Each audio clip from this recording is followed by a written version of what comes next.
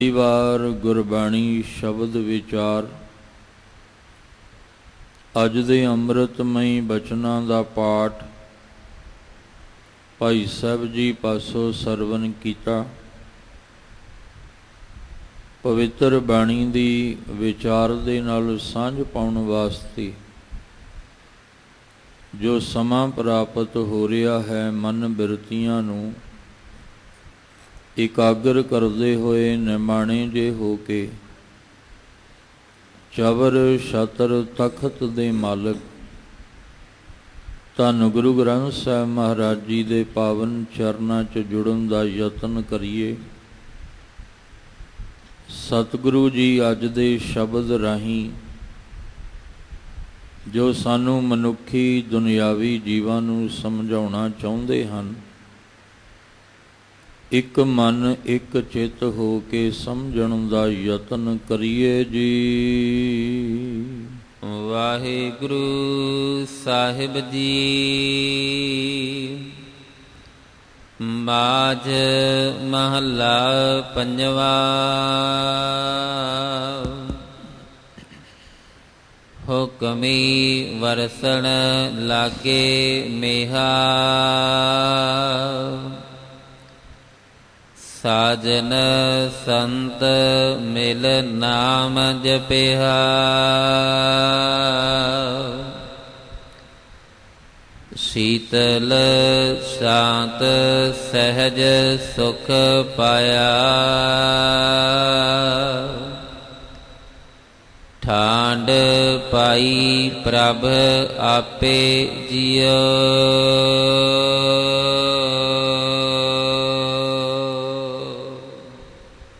ਆਪ ਜੀ ਰੋਜ਼ਾਨਾ ਇਸ ਅਸਥਾਨ ਤੋਂ ਅੰਮ੍ਰਿਤਮਈ ਬਾਣੀ ਦੀ ਲੜੀਵਾਰ ਸ਼ਬਦ ਵਿਚਾਰ ਦੇ ਨਾਲ ਸਾਂਝ ਪਾਉਂਦੇ ਆ ਰਹੇ ਹੋ। ਪੰਚਮ ਪਾਤਸ਼ਾਹ ਧੰਨ ਧੰਨ ਗੁਰੂ ਅਰਜਨ ਦੇਵ ਮਹਾਰਾਜ ਜੀ ਵੱਲੋਂ ਉਚਾਰਨ ਕੀਤਾ ਹੋਇਆ ਪਾਵਨ ਸ਼ਬਦ ਮਾਝ ਰਾਗ ਦੇ ਵਿੱਚ ਜੋ ਗੁਰੂ ਗ੍ਰੰਥ ਸਾਹਿਬ ਮਹਾਰਾਜ ਜੀ ਦੀ ਪਵਿੱਤਰ ਬਾਣੀ ਪਾਵਨ ਅੰਗ 104 ਦੇ ਉੱਪਰ ਸਭਾਏਮਾਨ ਹੈ। ਗੁਰੂ ਅਰਜਨ ਦੇਵ ਮਹਾਰਾਜ ਜੀ ਪਾਵਨ ਸ਼ਬਦ ਵਿੱਚ ਕਿਰਪਾ ਕਰਦੇ ਨੇ ਕਿ ਜਿਨ੍ਹਾਂ ਨੇ ਗੁਰਮੁਖਾਂ ਦੀ ਸੰਗਤ ਵਿੱਚ ਮਿਲ ਕੇ ਪਰਮੇਸ਼ਵਰ ਦੇ ਨਾਮ ਨੂੰ ਜਪਿਆ ਹੈ, ਪਰਮੇਸ਼ਵਰ ਦੇ ਨਾਮ ਨੂੰ ਸਿਮਰਿਆ ਹੈ, ਉਹਨਾਂ ਦੇ ਉੱਪਰ ਮਾਲਕ ਵਾਹਿਗੁਰੂ ਜੀ ਦਾ ਹੁਕਮ ਹੋਇਆ ਤੇ ਉਹਨਾਂ ਦੇ ਉੱਪਰ ਨਾਮ ਦੀ ਬਰਸਾਤ ਹੋਈ। ਇਹ ਨਾਮ ਦੀ ਬਰਸਾਤ ਵਿੱਚ ਉਹੀ ਭਿੱਜਦੇ ਨੇ, ਨਾਮ ਦੀ ਬਰਸਾਤ ਉਹਨਾਂ ਉੱਪਰ ਹੀ ਹੁੰਦੀ ਹੈ ਜਿਹੜੇ ਗੁਰਮੁਖਾਂ ਦੀ ਸੰਗਤ ਵਿੱਚ ਪਰਮੇਸ਼ਵਰ ਦੇ ਨਾਮ ਨੂੰ ਜਪਦੇ ਨੇ। ਸਾਹਿਬ ਜੀ ਨੇ ਕਿਰਪਾ ਕੀਤੀ, ਸਾਜਨ ਸੰਤ ਮਿਲ ਨਾਮ ਜਪੇਹਾ। ਜਿਨ੍ਹਾਂ ਨੇ ਗੁਰਮੁਖ ਸੱਜਣ ਨੂੰ ਮਿਲ ਕੇ ਨਾਮ ਜਪਣ ਵਾਲੇ ਜਿਹੜੇ ਸਾਜਨ ਸੰਤ ਨੇ, ਉਹਨਾਂ ਨੂੰ ਮਿਲ ਕੇ ਨਾਮ ਜਪਿਆ, ਪਰਮੇਸ਼ਵਰ ਦਾ ਨਾਮ ਜਪਿਆ ਹੈ। ਹੁਕਮੀ ਵਰਸਨ ਲਾਗੈ ਮੇਹਾ। ਉਹਨਾਂ ਉੱਪਰ ਫਿਰ ਅਕਾਲ ਪੁਰਖ ਵਾਹਿਗੁਰੂ ਜੀ ਦਾ ਹੁਕਮ ਹੋਇਆ ਤੇ ਪਰਮੇਸ਼ਵਰ ਦੇ ਨਾਮ ਦਾ ਮੀਂਹ ਪੈਣ ਲੱਗ ਪਿਆ। ਪਰਮੇਸ਼ਵਰ ਦੇ ਨਾਮ ਦੀ ਬਰਸਾਤ ਉਹਨਾਂ ਉੱਪਰ ਹੋਈ। ਧਿਆਨ ਰੱਖਣਾ, ਜਿਹੜੀ ਬਾਹਰ ਦੀ ਬਰਸਾਤ ਹੈ, ਬਾਹਰ ਦਾ ਮੀਂਹ ਹੈ ਜੋ ਆਸਮਾਨ ਤੋਂ ਬਦਲਾਂ ਦੇ ਵਿੱਚੋਂ ਦੀ ਵਰਦਾ ਹੈ, ਇਹ ਬਾਹਰ ਦੇ ਮੌਸਮ ਨੂੰ ਠੰਡਾ ਕਰ ਸਕਦਾ ਹੈ। ਅੱਤ ਦੀ ਗਰਮੀ ਹੋਵੇ, ਅੱਤ ਦੀ ਤਪਸ਼ ਹੋਵੇ, ਤੇ ਜੇ ਕਿਤੇ ਬਰਸਾਤ ਹੋ ਜਾਏ, ਮੀਂਹ ਪੈ ਜਾਏ, ਤੇ ਅਸੀਂ ਕਹਿੰਦੇ ਹਾਂ ਮੌਸਮ ਬੜਾ ਸੁਹਾਵਣਾ ਹੋ ਗਿਆ, ਠੰਡਾ ਹੋ ਗਿਆ। ਪਰ ਉਹ ਬਾਹਰੀ ਤੌਰ ਤੇ ਹੋਇਆ, ਅੰਦਰ ਤੇ ਤਪਸ਼ ਉਦਾਂ ਦੀ ਉਦਾਂ ਹੀ ਹੈ। ਅੰਦਰ ਜਿਹੜੀ ਵਿਕਾਰਾਂ ਦੀ ਤਪਸ਼ ਹੈ, ਜਾਂ ਜਿਹੜਾ ਅੰਦਰ ਹਿਰਦਾ ਤਪ ਰਿਹਾ ਹੈ, ਉਹ ਤੇ ਉਸੇ ਤਰ੍ਹਾਂ ਹੀ ਤਪਸ਼ ਬਣੀ ਹੋਈ ਹੈ। ਬਾਹਰ ਦੇ ਮੀਂਹ, ਬਾਹਰ ਦੀ ਬਰਸਾਤ ਨੇ ਸਾਡੇ ਹਿਰਦੇ ਨੂੰ ਠੰਡ ਨਹੀਂ ਪਾਉਣੀ। ਬਾਹਰ ਦਾ ਜਿਹੜਾ ਮੀਂਹ ਹੈ, ਬਰਸਾਤ ਹੈ, ਇਹਨੇ ਸਾਡੇ ਤਪਦੇ ਹੋਏ ਹਿਰਦੇ ਨੂੰ ਠੰਡਾ ਨਹੀਂ ਕਰਨਾ। ਜਿੰਨੀ ਮਰਜ਼ੀ ਬਾਹਰੋਂ ਠੰਡ ਪੈ ਜਾਏ, ਪਰ ਹਿਰਦਾ ਅੰਦਰੋਂ ਤਪਦਾ ਹੀ ਰਹਿੰਦਾ ਹੈ। ਤੇ ਅੰਦਰ ਤਪਦੇ ਹੋਏ ਹਿਰਦੇ ਨੂੰ ਠੰਡਕ ਕਦੋਂ ਮਿਲੇਗੀ? ਤਪਦੇ ਹੋਏ ਨੂੰ ਕਦੋਂ ਇਹ ਠੰਡਕ ਮਿਲੇਗੀ, ਸ਼ੀਤਲਤਾ ਮਿਲੇਗੀ? ਜਦੋਂ ਇਹਦੇ ਉੱਪਰ ਪਰਮੇਸ਼ਵਰ ਦੇ ਨਾਮ ਦੀ ਬਰਸਾਤ ਹੋਏਗੀ। ਇੱਕ ਬਦਲਾਂ ਦੇ ਰਾਹੀਂ ਬਰਸਾਤ ਹੋਣੀ ਹੈ ਪਾਣੀ ਦੀ, ਇੱਕ ਮਾਲਕ ਦੇ ਹੁਕਮ ਵਿੱਚ ਬਰਸਾਤ ਹੋਣੀ ਹੈ ਨਾਮ ਦੀ। ਤੇ ਜਿਨ੍ਹਾਂ ਉੱਤੇ ਪਰਮੇਸ਼ਵਰ ਦੇ ਨਾਮ ਦੀ ਬਰਸਾਤ ਹੋਈ, ਉਹਨਾਂ ਦੇ ਹਿਰਦੇ ਠੰਡੇ ਠਾਰ ਹੋ ਗਏ। ਉਹਨਾਂ ਦੇ ਅੰਦਰ ਦੀ ਤਪਸ਼ ਜਿਹੜੀ ਸੀ ਉਹ ਠੰਡਕ ਵਿੱਚ ਬਦਲ ਗਈ, ਵਿਕਾਰਾਂ ਦੀ ਅਗਨੀ ਬੁਝ ਗਈ।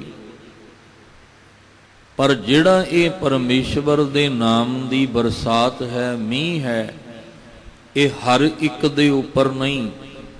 ਇਹ ਕਿਹਨਾਂ ਦੇ ਉੱਪਰ ਇਹ ਮੀਂਹ ਪੈਂਦਾ ਹੈ ਨਾਮ ਦਾ? ਨਾਮ ਦੀ ਬਰਸਾਤ ਕਿਹਨਾਂ ਦੇ ਉੱਪਰ ਹੁੰਦੀ ਹੈ? ਗੁਰੂ ਅਰਜਨ ਦੇਵ ਮਹਾਰਾਜ ਜੀ ਆਖਦੇ ਨੇ ਕਿ ਜਿਨ੍ਹਾਂ ਨੇ ਸਾਜਨ ਸੰਤ ਮਿਲ ਨਾਮ ਜਪਿਆ। ਮਿਲ ਦੇ ਲੱਲੇ ਨੂੰ ਸਿਹਾਰੀ ਹੈ, ਮਿਲ ਕੇ। ਸਾਜਨ ਸੰਤ ਜਿਹੜੇ ਰੱਬ ਜੀ ਦੇ ਪਿਆਰੇ ਨੇ, ਗੁਰਮੁਖ ਨੇ, ਜਿਹੜੀਆਂ ਰੰਗ ਰਤੜੀਆਂ ਰੂਹਾਂ ਨੇ, ਉਹਨਾਂ ਨੂੰ ਮਿਲ ਕੇ ਜਿਨ੍ਹਾਂ ਨੇ ਜਪਿਆ, ਮੈਨੇ ਜਪਿਆ ਹੈ ਪਰਮੇਸ਼ਵਰ ਦਾ ਨਾਮ।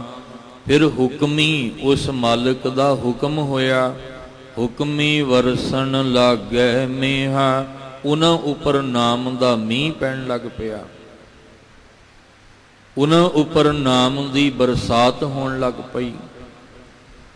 ਤੇ ਜਿਨ੍ਹਾਂ ਦੇ ਉੱਤੇ ਨਾਮ ਦੀ ਬਰਸਾਤ ਹੋਣ ਲੱਗ ਪਈ, ਸ਼ੀਤਲ ਸ਼ਾਂਤ ਸਹਿਜ ਸੁਖ ਪਾਇਆ। ਠਾਂਡ ਪਾਈ ਪ੍ਰਭ ਆਪੇ ਜੀਓ। ਪ੍ਰਭੂ ਨੇ ਆਪ ਹੀ ਕਿਰਪਾ ਕਰਕੇ ਉਹਨਾਂ ਦੇ ਹਿਰਦੇ ਵਿੱਚ ਠੰਡ ਪਾ ਦਿੱਤੀ। ਸ਼ੀਤਲ ਸ਼ਾਂਤ, ਸ਼ਾਂਤ ਕਰ ਦੇਣ ਵਾਲੀ ਠੰਡਕ ਉਹਨਾਂ ਨੂੰ ਪ੍ਰਾਪਤ ਹੋ ਗਈ।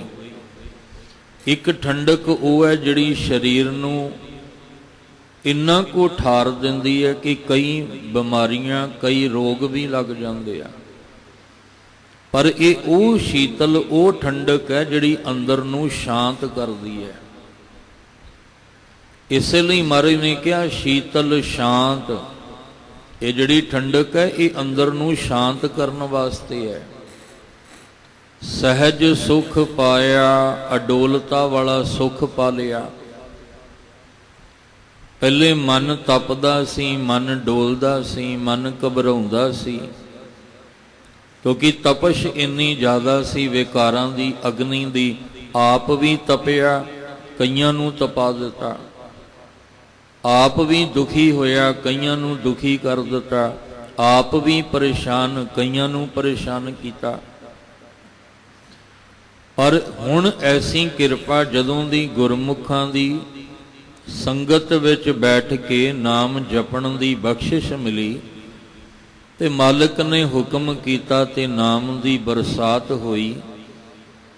ਮਨ ਨੂੰ ਸ਼ਾਂਤ ਕਰ ਦੇਣ ਵਾਲੀ ਸ਼ੀਤਲ ਠੰਡਕ ਜਿਹੜੀ ਸੀ ਉਹ ਵੀ ਮਿਲ ਗਈ। ਔਰ ਮਨ ਨੂੰ ਅਡੋਲ ਕਰਕੇ ਜੋ ਸੁੱਖ ਮਿਲਦਾ ਹੈ ਉਹ ਸਹਿਜ ਵਾਲਾ ਸੁੱਖ ਵੀ ਮਿਲ ਗਿਆ ਤੇ ਠਾਂਡ ਪਾਈ ਮਾਲਕ ਨੇ ਪੂਰੇ ਦੇ ਪੂਰੇ ਜੀਵਨ ਵਿੱਚ ਹੀ ਠੰਡ ਵਰਤਾ ਦਿੱਤੀ ਹੈ। ਪਰ ਪ੍ਰਭ ਆਪੇ ਜੀਓ, ਪ੍ਰਭੂ ਨੇ ਆਪ ਜਦੋਂ ਕਿਰਪਾ ਕੀਤੀ ਹੈ। ਅਸੀਂ ਆਪਣੀ ਜੁਗਤੀ ਤਰੀਕੇ ਦੇ ਨਾਲ ਆਪਣੇ ਤਪਦੇ ਹੋਏ ਹਿਰਦੇ ਨੂੰ ਠੰਡਾ ਨਹੀਂ ਕਰ ਸਕਦੇ। ਬਾਹਰੋਂ ਸਾਡੇ ਕੋਲ ਜੁਗਤੀਆਂ ਨੇ, ਤਰੀਕੇ ਨੇ, ਬਾਹਰੋਂ ਸਾਡੇ ਕੋਲ ਬਹੁਤ ਤਰੱਕੀਆਂ ਨੇ। ਅਸੀਂ ਜੇਠ ਹਾੜ ਦੇ ਮਹੀਨੇ ਵਿੱਚ ਵੀ ਪੋਹ ਮਾਘ ਦੀ ਠੰਡ ਨੂੰ ਮਹਿਸੂਸ ਕਰ ਸਕਦੇ ਹਾਂ। ਜਦੋਂ ਅਸੀਂ ਏਸੀ ਰੂਮ ਵਿੱਚ ਬੈਠਦੇ ਹਾਂ ਤੇ ਉਹ ਰੂਮ ਨੂੰ, ਕਮਰੇ ਨੂੰ ਇੰਨਾ ਠੰਡਾ ਕਰ ਦਿੰਦਾ ਹੈ ਕਿ ਬੰਦੇ ਨੂੰ ਮਹਿਸੂਸ ਹੁੰਦਾ ਹੈ ਕਿ ਜਿਵੇਂ ਪੋਹ ਮਾਘ ਦਾ ਮਹੀਨਾ ਹੋਵੇ। ਜਾਂ ਕਈ ਫਿਰ ਬਰਫੀਲੇ ਅਸਥਾਨਾਂ ਤੇ ਚਲੇ ਜਾਂਦੇ ਆ, ਕਿਉਂਕਿ ਉਹਨਾਂ ਕੋਲ ਸਾਧਨ ਹੈ, ਤਰੀਕਾ ਹੈ। ਉਹ ਬਰਫੀਲੇ ਅਸਥਾਨਾਂ ਤੇ ਜਾ ਕੇ ਠੰਡਕ ਮਹਿਸੂਸ ਕਰਦੇ ਆ। ਪਰ ਮਹਾਰਾਜ ਜੀ ਕਹਿੰਦੇ ਆ ਜਿਹੜੀ ਅੰਦਰ ਤੇਰੇ ਤਪਸ਼ ਹੈ ਨਾ, ਵਿਕਾਰਾਂ ਦੀ ਅਗਨੀ ਕਰਕੇ ਜੋ ਅੰਦਰੋਂ ਤਪ ਰਿਹਾ, ਜਿਹੜਾ ਸੇਕ ਅੰਦਰੋਂ ਲੱਗ ਰਿਹਾ, ਉਹਨੂੰ ਭਾਵੇਂ ਤੂੰ ਬਰਫੀਲੇ ਅਸਥਾਨਾਂ ਤੇ ਚਲਾ ਜਾ ਤੇ ਭਾਵੇਂ ਆਪਣੇ ਘਰ ਆਸ-ਪਾਸ ਠੰਡਕ ਦਾ ਮਾਹੌਲ ਬਣਾ ਲੈ, ਤਾਂ ਵੀ ਤੇਰਾ ਹਿਰਦਾ ਅੰਦਰੋਂ ਸ਼ਾਂਤ ਨਹੀਂ ਹੋ ਸਕਦਾ। ਚੰਦਨ ਵੀ, ਉਹਦਾ ਰੁੱਖ ਵੀ ਠੰਡਕ ਦਿੰਦਾ ਹੈ, ਤੇ ਜੇ ਤੂੰ ਚੰਦਨ ਦਾ ਲੇਪ ਵੀ ਮਸਤਕ ਤੇ ਕਰ ਲਵੇਂ ਨਾ, ਤਾਂ ਵੀ ਅੰਦਰ ਠੰਡ ਨਹੀਂ ਪੈਣੀ।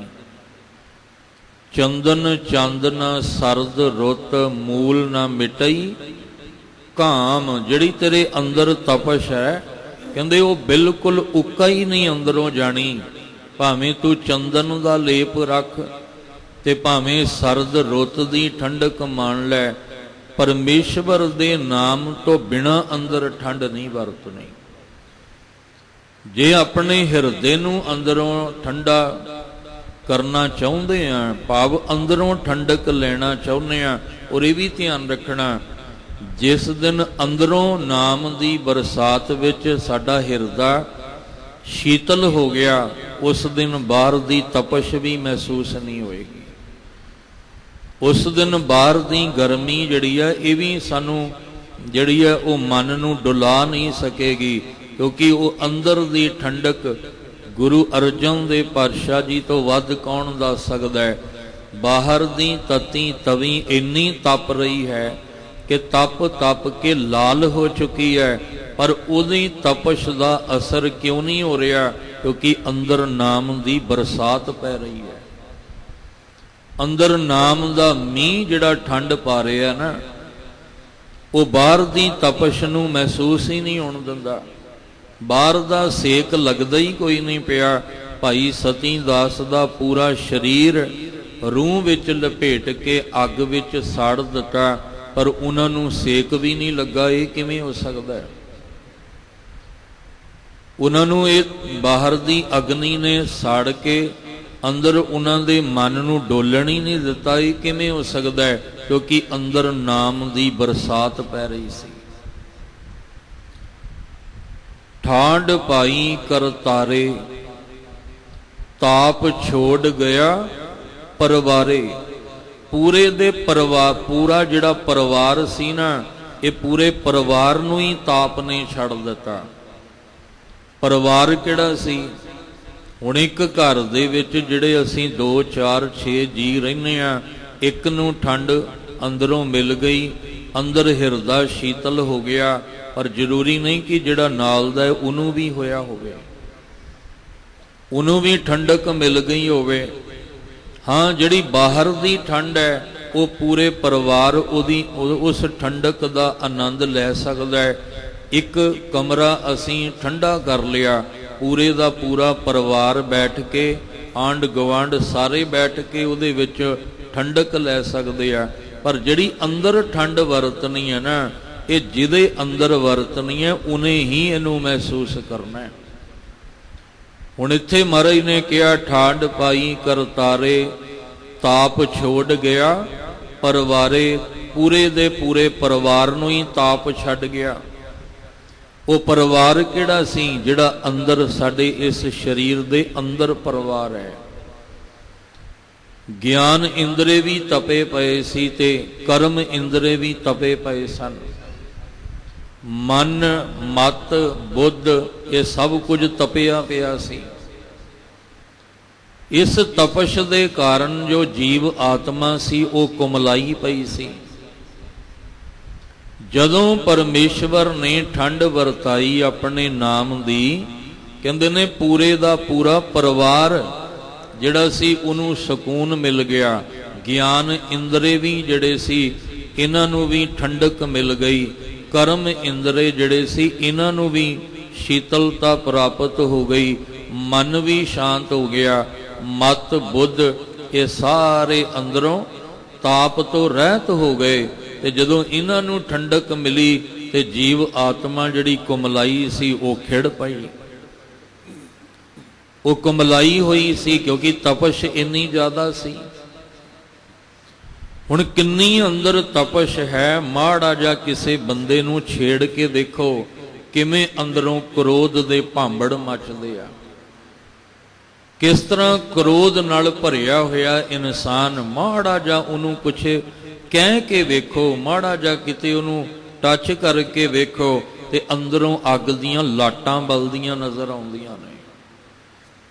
ਸਹਿਨਸ਼ੀਲਤਾ ਸਾਡੇ ਕੋਲ ਨਹੀਂ, ਬਰਦਾਸ਼ਤ ਦੀ ਹੱਦ ਖਤਮ ਹੋ ਚੁੱਕੀ ਹੈ। ਚਲੋ ਕੋਈ ਸਿਆਣਾ, ਕੋਈ ਵੱਡੀ ਉਮਰ ਦਾ ਆਪਾਂ ਕਹੀਏ, ਪਰ ਅੱਜ ਦੇ ਤਾਂ ਛੋਟੇ ਛੋਟੇ ਬੱਚਿਆਂ ਦਾ ਹਾਲ ਵੇਖ ਲਓ ਕੀ ਹੋਇਆ ਪਿਆ। ਤਪੇ ਪਏ ਆ। ਮਾੜੀ ਜੀ ਗੱਲ ਕਹਿ ਕੇ ਵੇਖੋ ਤੁਸੀਂ ਉਹਨਾਂ ਨੂੰ, ਮਾੜੀ ਜੀ ਗੱਲ ਸਮਝਾ ਕੇ ਵੇਖੋ ਕਿੱਦਾਂ ਅੱਗ ਦੀਆਂ ਲਾਟਾਂ ਨਿਕਲਦੀਆਂ ਨੇ, ਕਿੱਦਾਂ ਕ੍ਰੋਧ ਵਿੱਚ ਆ ਕੇ ਆਪਣੀਆਂ ਅੱਖਾਂ ਲਾਲ ਕਰ ਲੈਂਦੇ ਆ। ਮਾੜੀ ਜੀ ਗੱਲ ਬਰਦਾਸ਼ਤ ਨਹੀਂ ਹੁੰਦੀ। ਅੱਜ ਜੋ ਸਮਾਜ ਵਿੱਚ ਆਪਾਂ ਰਹਿ ਰਹੇ ਹਾਂ, ਜੋ ਹਾਲਾਤ ਬਣੇ ਹੋਏ ਆ, ਬੰਦਾ ਕਹਿੰਦਾ ਵੀ ਕਿਸੇ ਨੂੰ ਨਾ ਹੀ ਬੁਲਾਓ ਤੇ ਠੀਕ ਹੈ, ਕਿਉਂਕਿ ਜਿਹਨੂੰ ਬੁਲਾਵਾਂਗੇ ਉਹਦੇ ਅੰਦਰ ਹੀ ਕ੍ਰੋਧ ਦੇ ਭਾਂਬੜ ਮੱਚਦੇ ਨਜ਼ਰ ਆਉਂਦੇ ਆ। ਲਾਟਾਂ ਅੰਦਰ ਦੀਆਂ ਬਲਦੀਆਂ ਨਜ਼ਰ ਆਉਂਦੀਆਂ ਨੇ। ਪਰ ਜਿਹਦੇ ਪਰਮੇਸ਼ਵਰ ਦੇ ਨਾਮ ਦਾ ਮੀਂਹ ਜਿਹਦੇ ਅੰਦਰ ਪੈ ਗਿਆ ਨਾ, ਉਹ ਕਦੇ ਵੀ ਕ੍ਰੋਧਤ ਨਹੀਂ ਹੁੰਦਾ ਹੈ। ਮਹਾਰਾਜ ਨੇ ਆਖਿਆ, ਜਿਵੇਂ ਬਾਬਾ ਫਰੀਦ ਸਾਹਿਬ ਕਹਿੰਦੇ ਆ ਵੀ ਉਹ ਫਿਰ ਕਿਸੇ ਦਾ ਬੁਰਾ ਨਹੀਂ ਕਰ ਸਕੇਗਾ।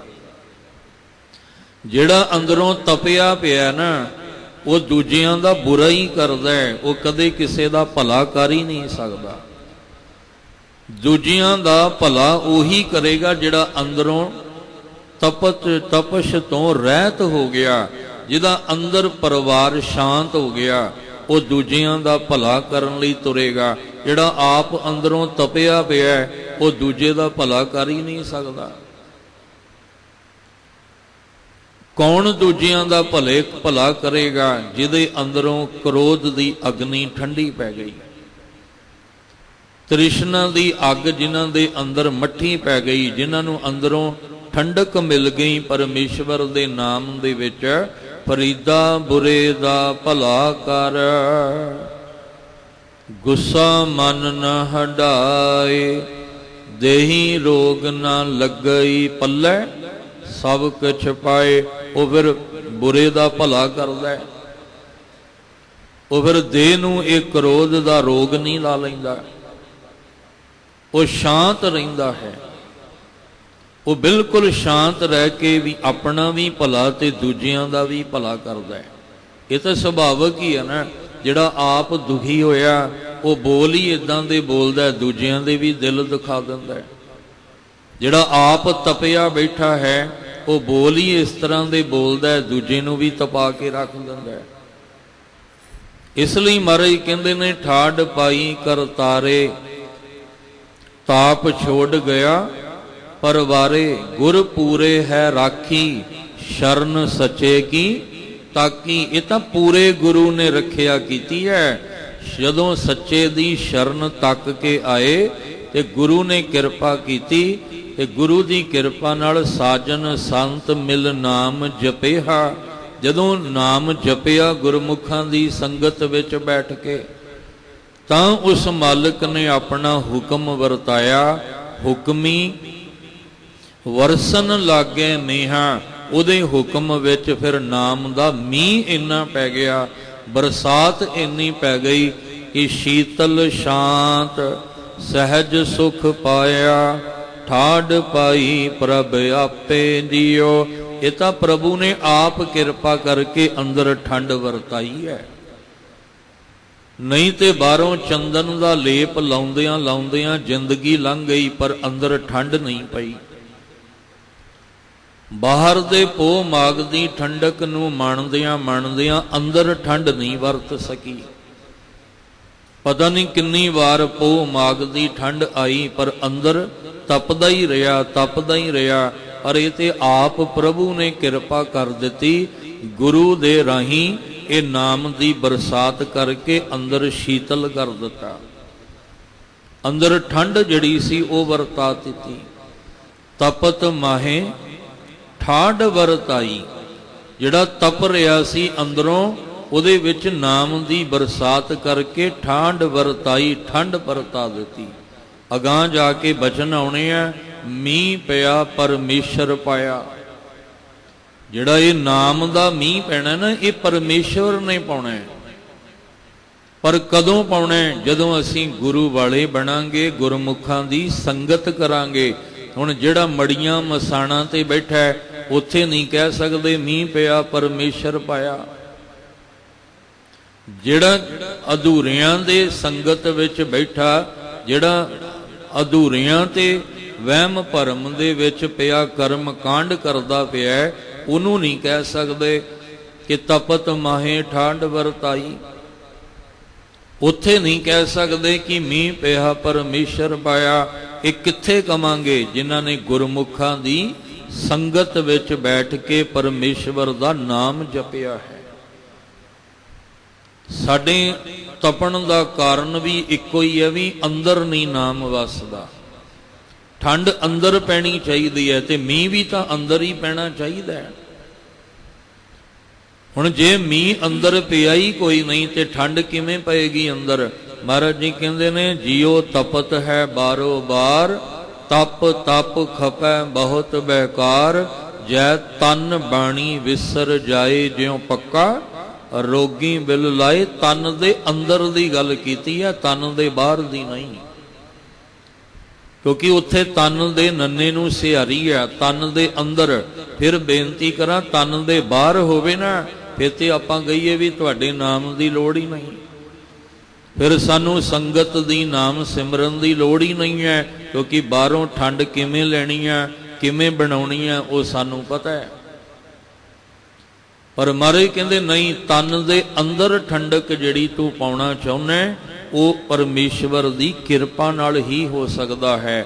ਕਿਉਂਕਿ ਠਾਂਡ ਪਾਈ ਪ੍ਰਭ ਆਪੇ ਜੀਓ, ਪ੍ਰਭੂ ਨੇ ਆਪ ਹੀ ਤਰੁੱਠ ਕੇ ਮੀਂਹ ਵਰਸਾ ਕੇ ਉਹਨਾਂ ਅੰਦਰ ਠੰਡ ਪਾ ਦਿੱਤੀ ਹੈ। ਸਭ ਕਿਛ ਬਹੁਤ ਬਹੁਤ ਉਪਾਇਆ,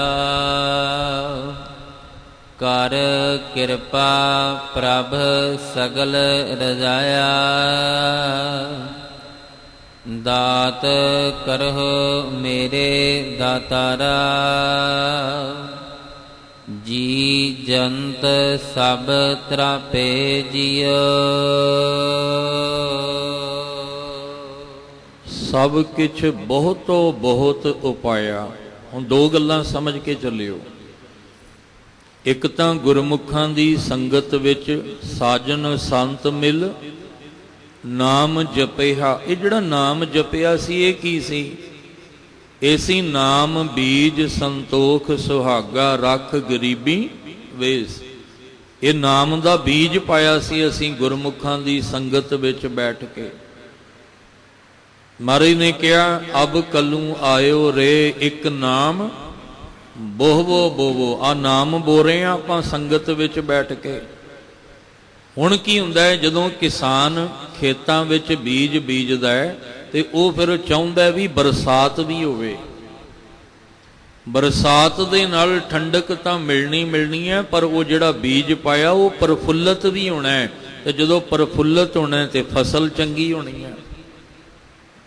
ਹੁਣ ਇੱਕ ਤਾਂ ਜਿਹੜੀ ਨਾਮ ਦੀ ਬਰਸਾਤ ਹੋਈ, ਉਹਦੇ ਨਾਲ ਅੰਦਰ ਤਪਦਾ ਹੋਇਆ ਹਿਰਦਾ ਸ਼ਾਂਤ ਹੋ ਗਿਆ, ਪੂਰੇ ਦੇ ਪੂਰੇ ਪਰਿਵਾਰ ਨੂੰ ਠੰਡਕ ਮਿਲ ਗਈ। ਤੇ ਜਦੋਂ ਉਹ ਬੀਜ ਨਾਮ ਦਾ ਪਾਇਆ ਹੋਇਆ ਪੁੰਗਰਿਆ ਤੇ ਕਹਿੰਦੇ ਉਹਨੂੰ ਫਲ ਹੀ ਇੰਨਾ ਲੱਗ ਗਿਆ, ਜਿੰਨਾ ਮੈਂ ਸੋਚਿਆ ਸੀ ਵੀ ਇੰਨਾ ਫਲ ਨਾਮ ਦਾ ਬੀਜ ਪਾਉਣ ਲੱਗਿਆਂ ਲੱਗੇਗਾ, ਪਰ ਉਹਦੇ ਨਾਲੋਂ ਕਈ ਗੁਣਾ ਵੱਧ ਮੇਰੇ ਮਾਲਕ ਨੇ ਇਸ ਬੀਜ ਨੂੰ ਫਲ ਲਾ ਦਿੱਤਾ। ਦੂਸਰੇ ਪਦੇ ਵਿੱਚ ਫਿਰ ਮਹਾਰਾਜ ਨੇ ਕਿਰਪਾ ਕੀਤੀ। ਸਾਹਿਬ ਜੀ ਕਹਿੰਦੇ ਸਭ ਕਿਛ ਬਹੁਤ ਬਹੁਤ ਉਪਾਇਆ ਪੈਦਾ ਕੀਤਾ, ਤੇ ਜਦੋਂ ਮੇਰੀ ਸੋਚ ਨਾਲੋਂ ਬਹੁਤ ਵੱਧ ਜਿਹੜਾ ਸੀ ਉਹ ਮੈਨੂੰ ਫਲ ਦੇ ਦਿੱਤਾ। ਜਿਹੜਾ ਸਾਜਨ ਸੰਤ ਮਿਲ ਨਾਮ ਜਪਿਆ, ਗੁਰਮੁਖਾਂ ਦੀ ਸੰਗਤ ਵਿੱਚ ਬੈਠ ਕੇ ਜਿਹੜਾ ਨਾਮ ਜਪਿਆ ਸੀ, ਉਹਦੇ ਨਾਲ ਜਿਹੜਾ ਫਲ ਮਿਲਿਆ ਬਹੁਤ ਤੋਂ ਬਹੁਤ, ਜੋ ਮੈਂ ਸੋਚਿਆ ਸੀ ਵੀ ਇੰਨਾ ਕੁ ਫਲ ਮਿਲ ਜਾਏਗਾ, ਪਰ ਉਹਦੇ ਨਾਲੋਂ ਕਈ ਗੁਣਾ ਵੱਧ ਫਲ ਮੇਰੇ ਮਾਲਕ ਨੇ ਦਿੱਤਾ। ਤੇ ਜਦੋਂ ਦਿੱਤਾ ਤੇ ਕੀ ਹੋਇਆ? ਸਭ ਕਿਛ ਬਹੁਤ ਬਹੁਤ ਉਪਾਇਆ, ਕਰ ਕਿਰਪਾ ਪ੍ਰਭ ਸਗਲ ਰਜਾਇਆ। ਮੇਰੇ ਮਾਲਕ ਨੇ ਸਾਰੇ ਹੀ ਰਜਾ ਕੇ ਰੱਖ ਦਿੱਤੇ। ਹੁਣ ਸਗਲ ਦਾ ਅਰਥ ਕੀ ਕਰਾਂਗੇ? ਸਾਰੇ। ਤੇ ਸਾਰੇ ਕੌਣ ਨੇ? ਸਾਜਨ ਸੰਤ ਮਿਲ ਨਾਮ ਜਪਿਆ। ਪੂਰੇ ਸ਼ਬਦ ਵਿੱਚ ਇਹ ਪੰਕਤੀ ਨੂੰ ਆਧਾਰ ਬਣਾ ਕੇ ਚੱਲਣਾ ਪੈਣਾ ਹੈ। ਜਿਨ੍ਹਾਂ ਨੇ ਗੁਰਮੁਖਾਂ ਦੀ ਸੰਗਤ ਵਿੱਚ ਨਾਮ ਜਪਿਆ, ਹੁਕਮੀ ਵਰਸਨ ਲਾਗੇ ਮੇਹਾ। ਜਿਨ੍ਹਾਂ ਨੇ ਸੰਗਤ ਵਿੱਚ ਬੈਠ ਕੇ ਨਾਮ ਜਪਿਆ, ਸ਼ੀਤਲ ਸ਼ਾਂਤ ਸਹਿਜ ਸੁਖ ਪਾਇਆ।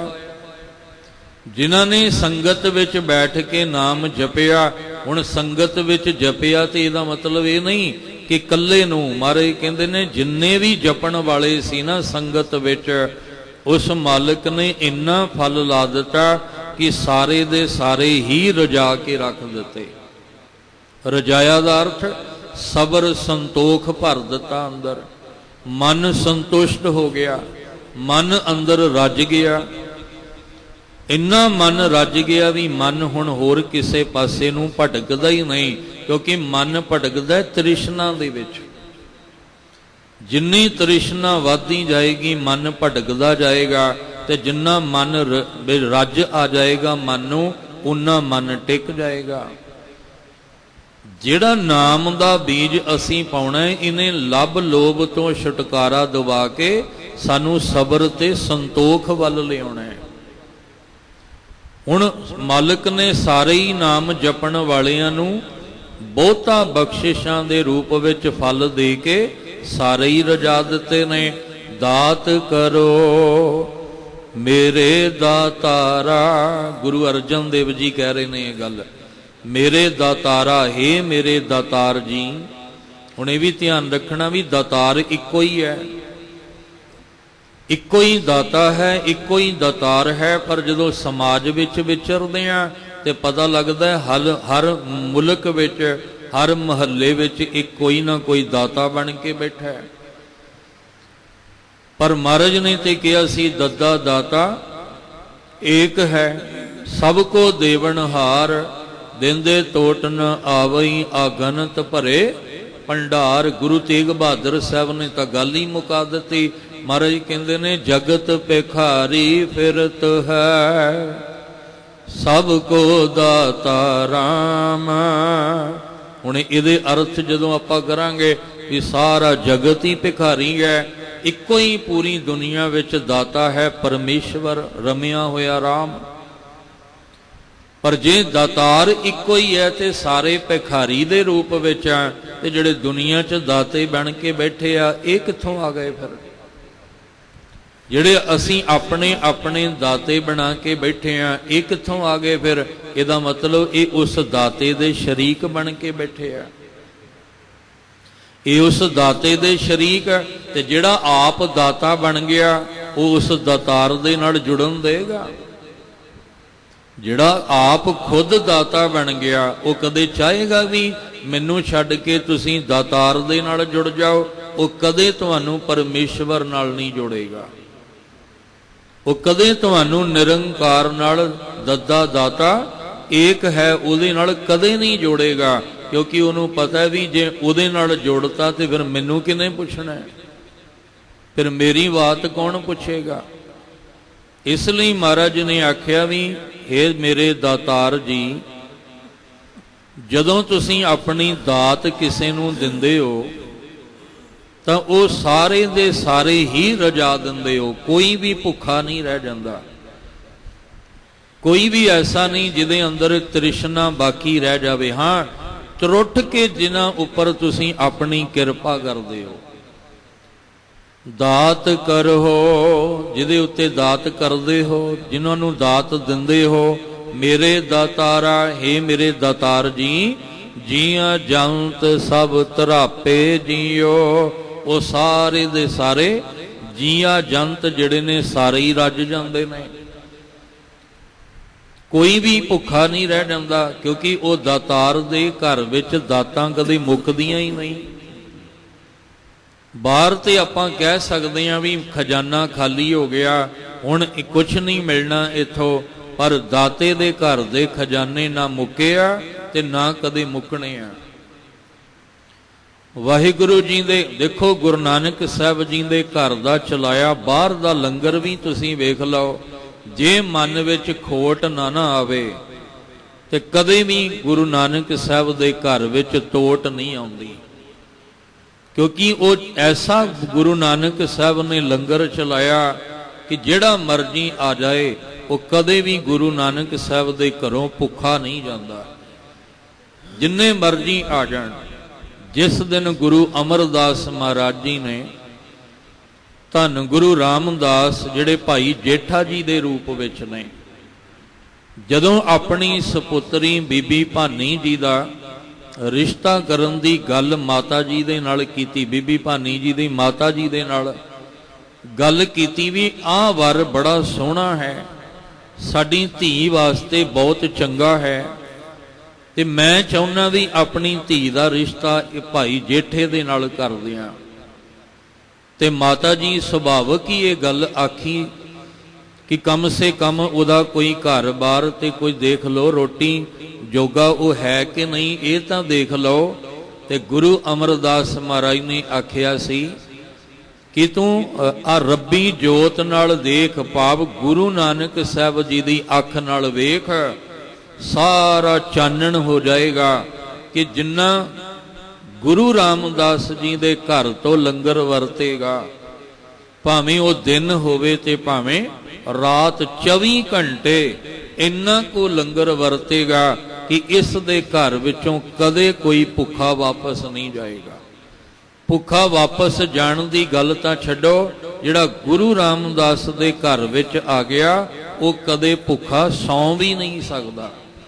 ਜੇ ਏਡੀ ਵੱਡੀ ਦਾਤਾਰ ਨੇ ਦਾਤ ਦੇ ਕੇ ਨਿਵਾਜਿਆ ਤੇ ਉਸ ਦਾਤੇ ਦੇ ਭੰਡਾਰੇ ਕਿਵੇਂ ਖਾਲੀ ਹੋ ਸਕਦੇ ਆ।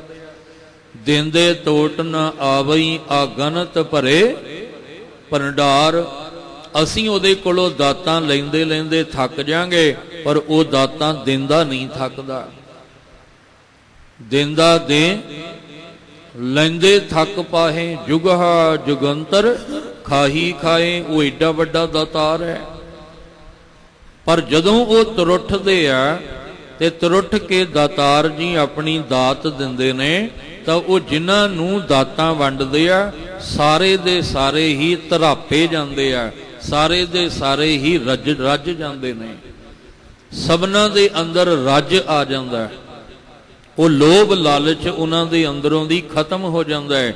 ਦਾਤ ਕਰੋ ਮੇਰੇ ਦਾਤਾਰਾ, ਇਹ ਦਾਤਾਰ ਜੀ ਜਦੋਂ ਤੁਸੀਂ ਆਪਣੀ ਦਾਤ ਜੀਆਂ ਨੂੰ ਦਿੰਦੇ ਹੋ ਤਾਂ ਜੀ ਜੰਤ ਸਭ ਧਰਾਪੇ ਜੀਓ, ਸਾਰੇ ਜੀ ਜੰਤ ਰੱਜ ਜਾਂਦੇ, ਸੰਤੁਸ਼ਟ ਹੋ ਜਾਂਦੇ ਹਨ। ਸੱਚਾ ਸਾਹਿਬ ਸੱਚੀ ਨਾਈ, ਗੁਰ ਪ੍ਰਸਾਦ ਤਿਸ ਸਦਾ ਧਿਆਈ। ਜਨਮ ਮਰਨ ਪੈ ਕਾਟੇ ਮੋਹਾ, ਬਿਨਸੇ ਸੋਗ ਸੰਤਾਪੇ ਜਿਉ। ਉਹ ਸਾਹਿਬ ਸੱਚਾ ਹੈ, ਉਹ ਸਾਹਿਬ ਝੂਠਾ ਨਹੀਂ ਕਿ ਗੱਲ ਕੋਈ ਹੋਰ ਕੀਤੀ ਤੇ ਵਿੱਚੋਂ ਨਿਕਲਿਆ ਕੁਝ ਹੋਰ। ਜੋ ਉਹ ਦਾਤਾਰ ਨੇ ਗੁਰਬਾਣੀ ਦੇ ਰਾਹੀਂ ਸਾਨੂੰ ਸਮਝਾਇਆ ਹੈ, ਉਹਦੇ ਵਿੱਚ ਕੋਈ ਝੂਠ ਨਹੀਂ, ਕੋਈ ਫਰੇਬ ਨਹੀਂ, ਕੋਈ ਠੱਗੀ ਨਹੀਂ ਹੈ। ਜੇ ਤੁਹਾਨੂੰ ਰੋਜ਼ ਗੁਰਬਾਣੀ ਨਾਲ ਜੁੜਨ ਲਈ ਪ੍ਰੇਰਿਆ ਜਾਂਦਾ ਹੈ, ਜੇ ਗੁਰੂ ਸਾਹਿਬ ਰੋਜ਼ ਆਵਾਜ਼ ਦੇ ਕੇ ਕਹਿੰਦੇ ਆ ਵੀ ਆਓ ਆ ਕੇ ਸੱਚੀ ਬਾਣੀ ਦਾ ਅਭਿਆਸ ਕਰੋ, ਤਾਂ ਮਾਲਕ ਦੀਆਂ ਰਹਿਮਤਾਂ ਤੁਹਾਨੂੰ ਮਿਲਣਗੀਆਂ। ਤੇ ਇਹ ਕੋਈ ਤੁਹਾਡੇ ਨਾਲ ਠੱਗੀ ਨਹੀਂ ਵੱਜ ਰਹੀ, ਕਿਸੇ ਧੋਖੇ ਵਿੱਚ ਨਹੀਂ ਤੁਹਾਨੂੰ ਰੱਖਿਆ ਜਾ ਰਿਹਾ। ਜੋ ਗੁਰਬਾਣੀ ਕਹਿ ਰਹੀ ਹੈ ਉਹ ਸੱਤ ਹੈ। ਪਰ ਸਾਨੂੰ ਗੁਰਬਾਣੀ ਤੇ ਕਿੰਨਾ ਕੁ ਭਰੋਸਾ, ਕਿੰਨਾ ਕੁ ਵਿਸ਼ਵਾਸ ਹੈ, ਇਹ ਦੇਖਣਾ ਪੈਣਾ ਹੈ। ਕਿਉਂਕਿ ਫਲ ਤੇ ਭਾਵਨਾ ਨੂੰ ਲੱਗਣਾ ਨਾ, ਅੰਦਰ ਜਿਹੜੀ ਸਾਡੀ ਨੀਅਤ ਹੈ, ਨੀਅਤ ਨੂੰ ਫਲ ਲੱਗਣਾ ਹੈ। ਧਿਆਨ ਰੱਖਿਓ, ਮਿੱਟੀ ਨੂੰ ਫਲ ਨਹੀਂ ਲੱਗਦਾ, ਮਿੱਟੀ ਵਿੱਚ ਪਏ ਹੋਏ ਬੀਜ ਨੂੰ ਫਲ ਲੱਗਣਾ ਹੈ। ਮਿੱਟੀ ਵਿੱਚ ਤਾਂ ਕਦੇ ਕੋਈ ਫਲ ਨਹੀਂ ਲੱਗਾ, ਬੂਟਾ ਨਹੀਂ ਉਗਿਆ। ਜੇ ਬੂਟਾ ਮਿੱਟੀ ਵਿੱਚੋਂ ਦੀ ਪੁੰਗਰਿਆ ਹੈ ਤੇ ਉਹ ਬੀਜ ਦੇ ਕਰਕੇ ਪੁੰਗਰਿਆ ਹੈ।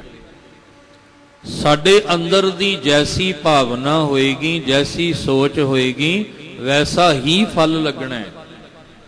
ਜਿੱਦਾਂ ਦੀ ਨੀਅਤ ਹੋਏਗੀ ਉਦਾਂ ਦਾ ਹੀ ਫਲ ਸਾਨੂੰ ਲੱਗਣਾ ਹੈ। ਤੇ ਗੁਰੂ ਸਾਹਿਬ ਜੀ ਕਹਿੰਦੇ ਆ ਤੂੰ ਗੁਰਮੁਖਾਂ ਦੀ ਸੰਗਤ ਵਿੱਚ ਬੈਠ ਕੇ ਨਾਮ ਜਪ, ਤਾਂ ਕਿ ਤੇਰੀ ਨੀਅਤ ਸਾਫ਼ ਹੋ ਜਾਏ, ਤੇਰੇ ਮਨ ਵਿੱਚੋਂ ਦੀ ਖੋਟ ਨਿਕਲ ਜਾਏ, ਤੇਰੇ ਮਨ ਵਿੱਚੋਂ ਬੇਈਮਾਨੀ ਨਿਕਲ ਜਾਏ, ਤੇਰੇ ਮਨ ਵਿੱਚੋਂ ਹੇਰਾ ਫੇਰੀ ਵਾਲੀ ਭਾਵਨਾ ਅੰਦਰੋਂ ਨਿਕਲ ਜਾਏ। ਤੇ ਜਦੋਂ ਤੂੰ ਆਪਣੀ ਨੀਅਤ ਸਾਫ਼ ਕਰ ਲੇਗਾ, ਜਦੋਂ ਤੂੰ ਆਪਣੀ ਭਾਵਨਾ ਸੱਚੀ ਸੁੱਚੀ ਬਣਾ ਲੇਗਾ, ਫਿਰ ਉਸ ਦਾਤਾਰ ਦੀਆਂ ਇੰਨੀਆਂ ਕੁ ਰਹਿਮਤਾਂ ਤੇਰੇ ਅੰਦਰ ਵਰਤਣਗੀਆਂ ਕਿ ਤੇਰੇ ਅੰਦਰ ਰੱਜ ਆ ਜਾਏਗਾ। ਕਦੇ ਵੀ ਮਨ ਤੇਰਾ ਤ੍ਰਿਸ਼ਨਾ ਵਿੱਚ ਭੱਜੇਗਾ ਨਹੀਂ। ਫਿਰ ਤੇਰੀ ਹਾਲਤ ਸਹਿਸ ਖਟੇ ਲੱਖ ਕੋ ਉਠ ਧਾਵੈ, ਤ੍ਰਿਪਤ ਨ ਆਵੈ। ਮਾਇਆ ਪਾਛੈ ਵਾਲੀ ਖੇਡ ਨਹੀਂ ਤੇਰੀ ਹੋਏਗੀ, ਤੇਰਾ ਮਨ ਅੰਦਰ ਤ੍ਰਿਪਤ ਹੋ ਜਾਏਗਾ। ਫਿਰ ਜਿੰਨਾ ਉਸ ਮਾਲਕ ਨੇ ਦਿੱਤਾ ਹੈ ਉਹਦੇ ਵਿੱਚ ਤੇਰਾ ਮਨ ਸੰਤੁਸ਼ਟ ਹੋ ਜਾਏਗਾ। ਭਾਵੇਂ ਉਹ ਕਿਸੇ ਰੂਪ ਵਿੱਚ ਵੀ, ਧੀਆਂ ਪੁੱਤਰਾਂ ਦੇ ਦਾਤਾਂ ਦੇ ਰੂਪ ਵਿੱਚ, ਕਈਆਂ ਦੇ ਮਨ ਸੰਤੁਸ਼ਟ ਨਹੀਂ ਹੁੰਦੇ। ਇੱਕ ਦਿਨ ਇਹ ਜ਼ਿਕਰ ਕੀਤਾ ਸੀ ਆਪ ਜੀ ਨਾਲ ਕਿ ਕਈਆਂ ਨੂੰ ਧੀਆਂ ਹੀ ਮਿਲ ਰਹੀਆਂ ਨੇ, ਉਹ ਪੁੱਤਰ ਦੀ ਲਾਲਸਾ ਵਿੱਚ ਪਤਾ ਨਹੀਂ ਕਿੱਥੇ ਦੌੜ ਭੱਜ ਕਰਦੇ ਆ। ਪਰ ਜੋ ਮਾਲਕ ਨੇ ਉਹਨਾਂ ਨੂੰ ਧੀ ਰੂਪ ਵਿੱਚ ਦਾਤ ਦਿੱਤੀ, ਮਨ ਸੰਤੁਸ਼ਟ ਨਹੀਂ ਹੋਇਆ।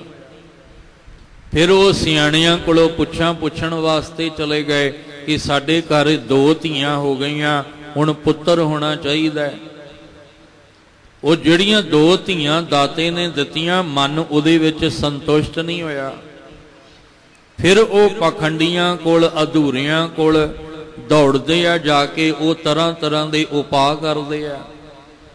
ਫਿਰ ਇੰਨੇ ਉਪਾਅ ਕਰਨ ਤੋਂ ਬਾਅਦ ਤੀਜੀ ਵਾਰ ਫਿਰ ਧੀ ਘਰ ਵਿੱਚ ਆ ਜਾਂਦੀ ਹੈ, ਮਨ ਫਿਰ ਸੰਤੁਸ਼ਟ ਨਹੀਂ ਹੁੰਦਾ।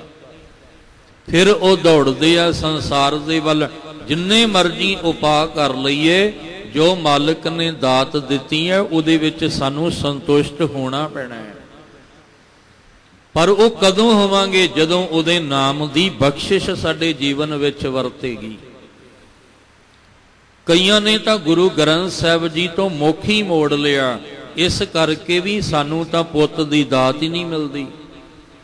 ਅਸੀਂ ਇੰਨਾ ਪਾਠ ਕਰਦੇ ਹਾਂ, ਇੰਨੀ ਸੇਵਾ ਕਰਦੇ ਹਾਂ, ਇੰਨਾ ਗੁਰੂ ਘਰ ਵਿੱਚ ਆਉਂਦੇ ਹਾਂ, ਪਰ ਇਹ ਕਿਉਂ ਨਹੀਂ ਸੋਚਦੇ ਕਿ ਸਾਡੇ ਜਿਹੜੇ ਸੰਯੋਗ ਨੇ, ਉਸ ਸੰਯੋਗ ਵਿੱਚ ਸਾਡੇ ਕੋਈ ਪੁੱਤ ਦੀ ਦਾਤ ਹੋਵੇਗੀ ਨਹੀਂ।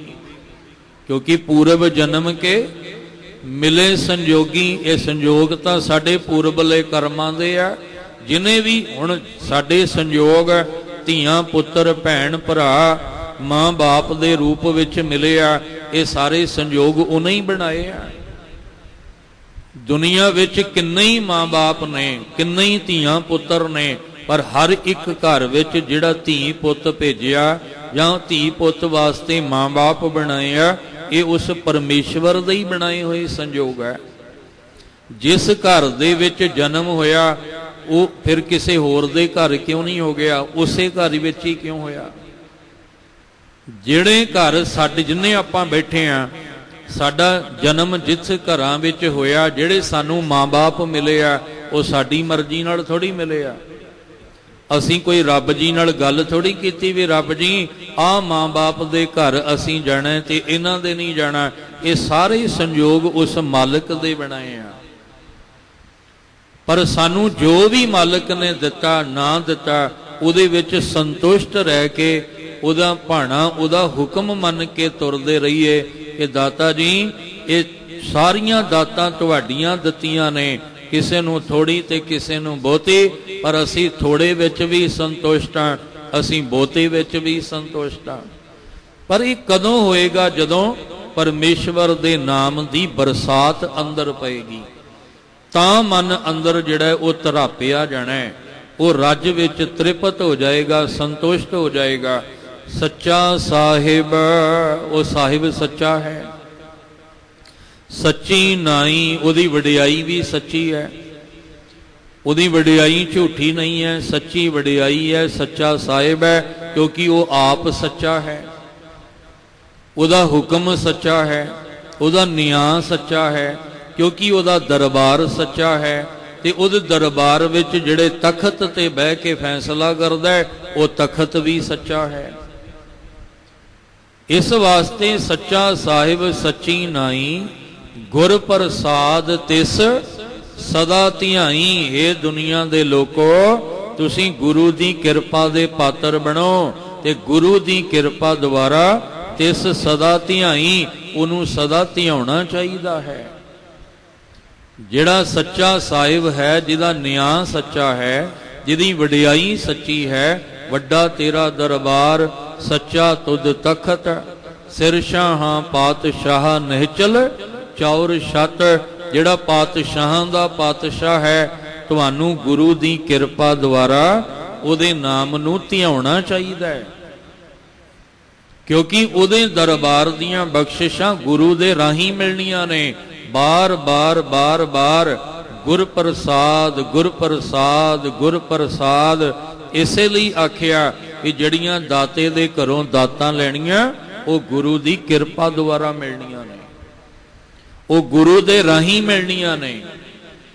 ਗੁਰੂ ਤੋਂ ਬਿਨਾ ਅੰਧਕਾਰ ਬਣਿਆ ਰਹਿਣਾ ਤੇ ਪਤਾ ਕੁਛ ਨਹੀਂ ਲੱਗਣਾ ਕਿਹੜੇ ਪਾਸੇ ਜਾਣਾ ਹੈ। ਗੁਰ ਬਿਨ ਘੋਰ ਅੰਧਾਰ, ਗੁਰੂ ਬਿਨ ਸਮਝ ਨਾ ਆਵੇ। ਤੇ ਜੇ ਸਮਝ ਨਾ ਆਈ ਤੇ ਭਟਕਦੇ ਰਵਾਂਗੇ।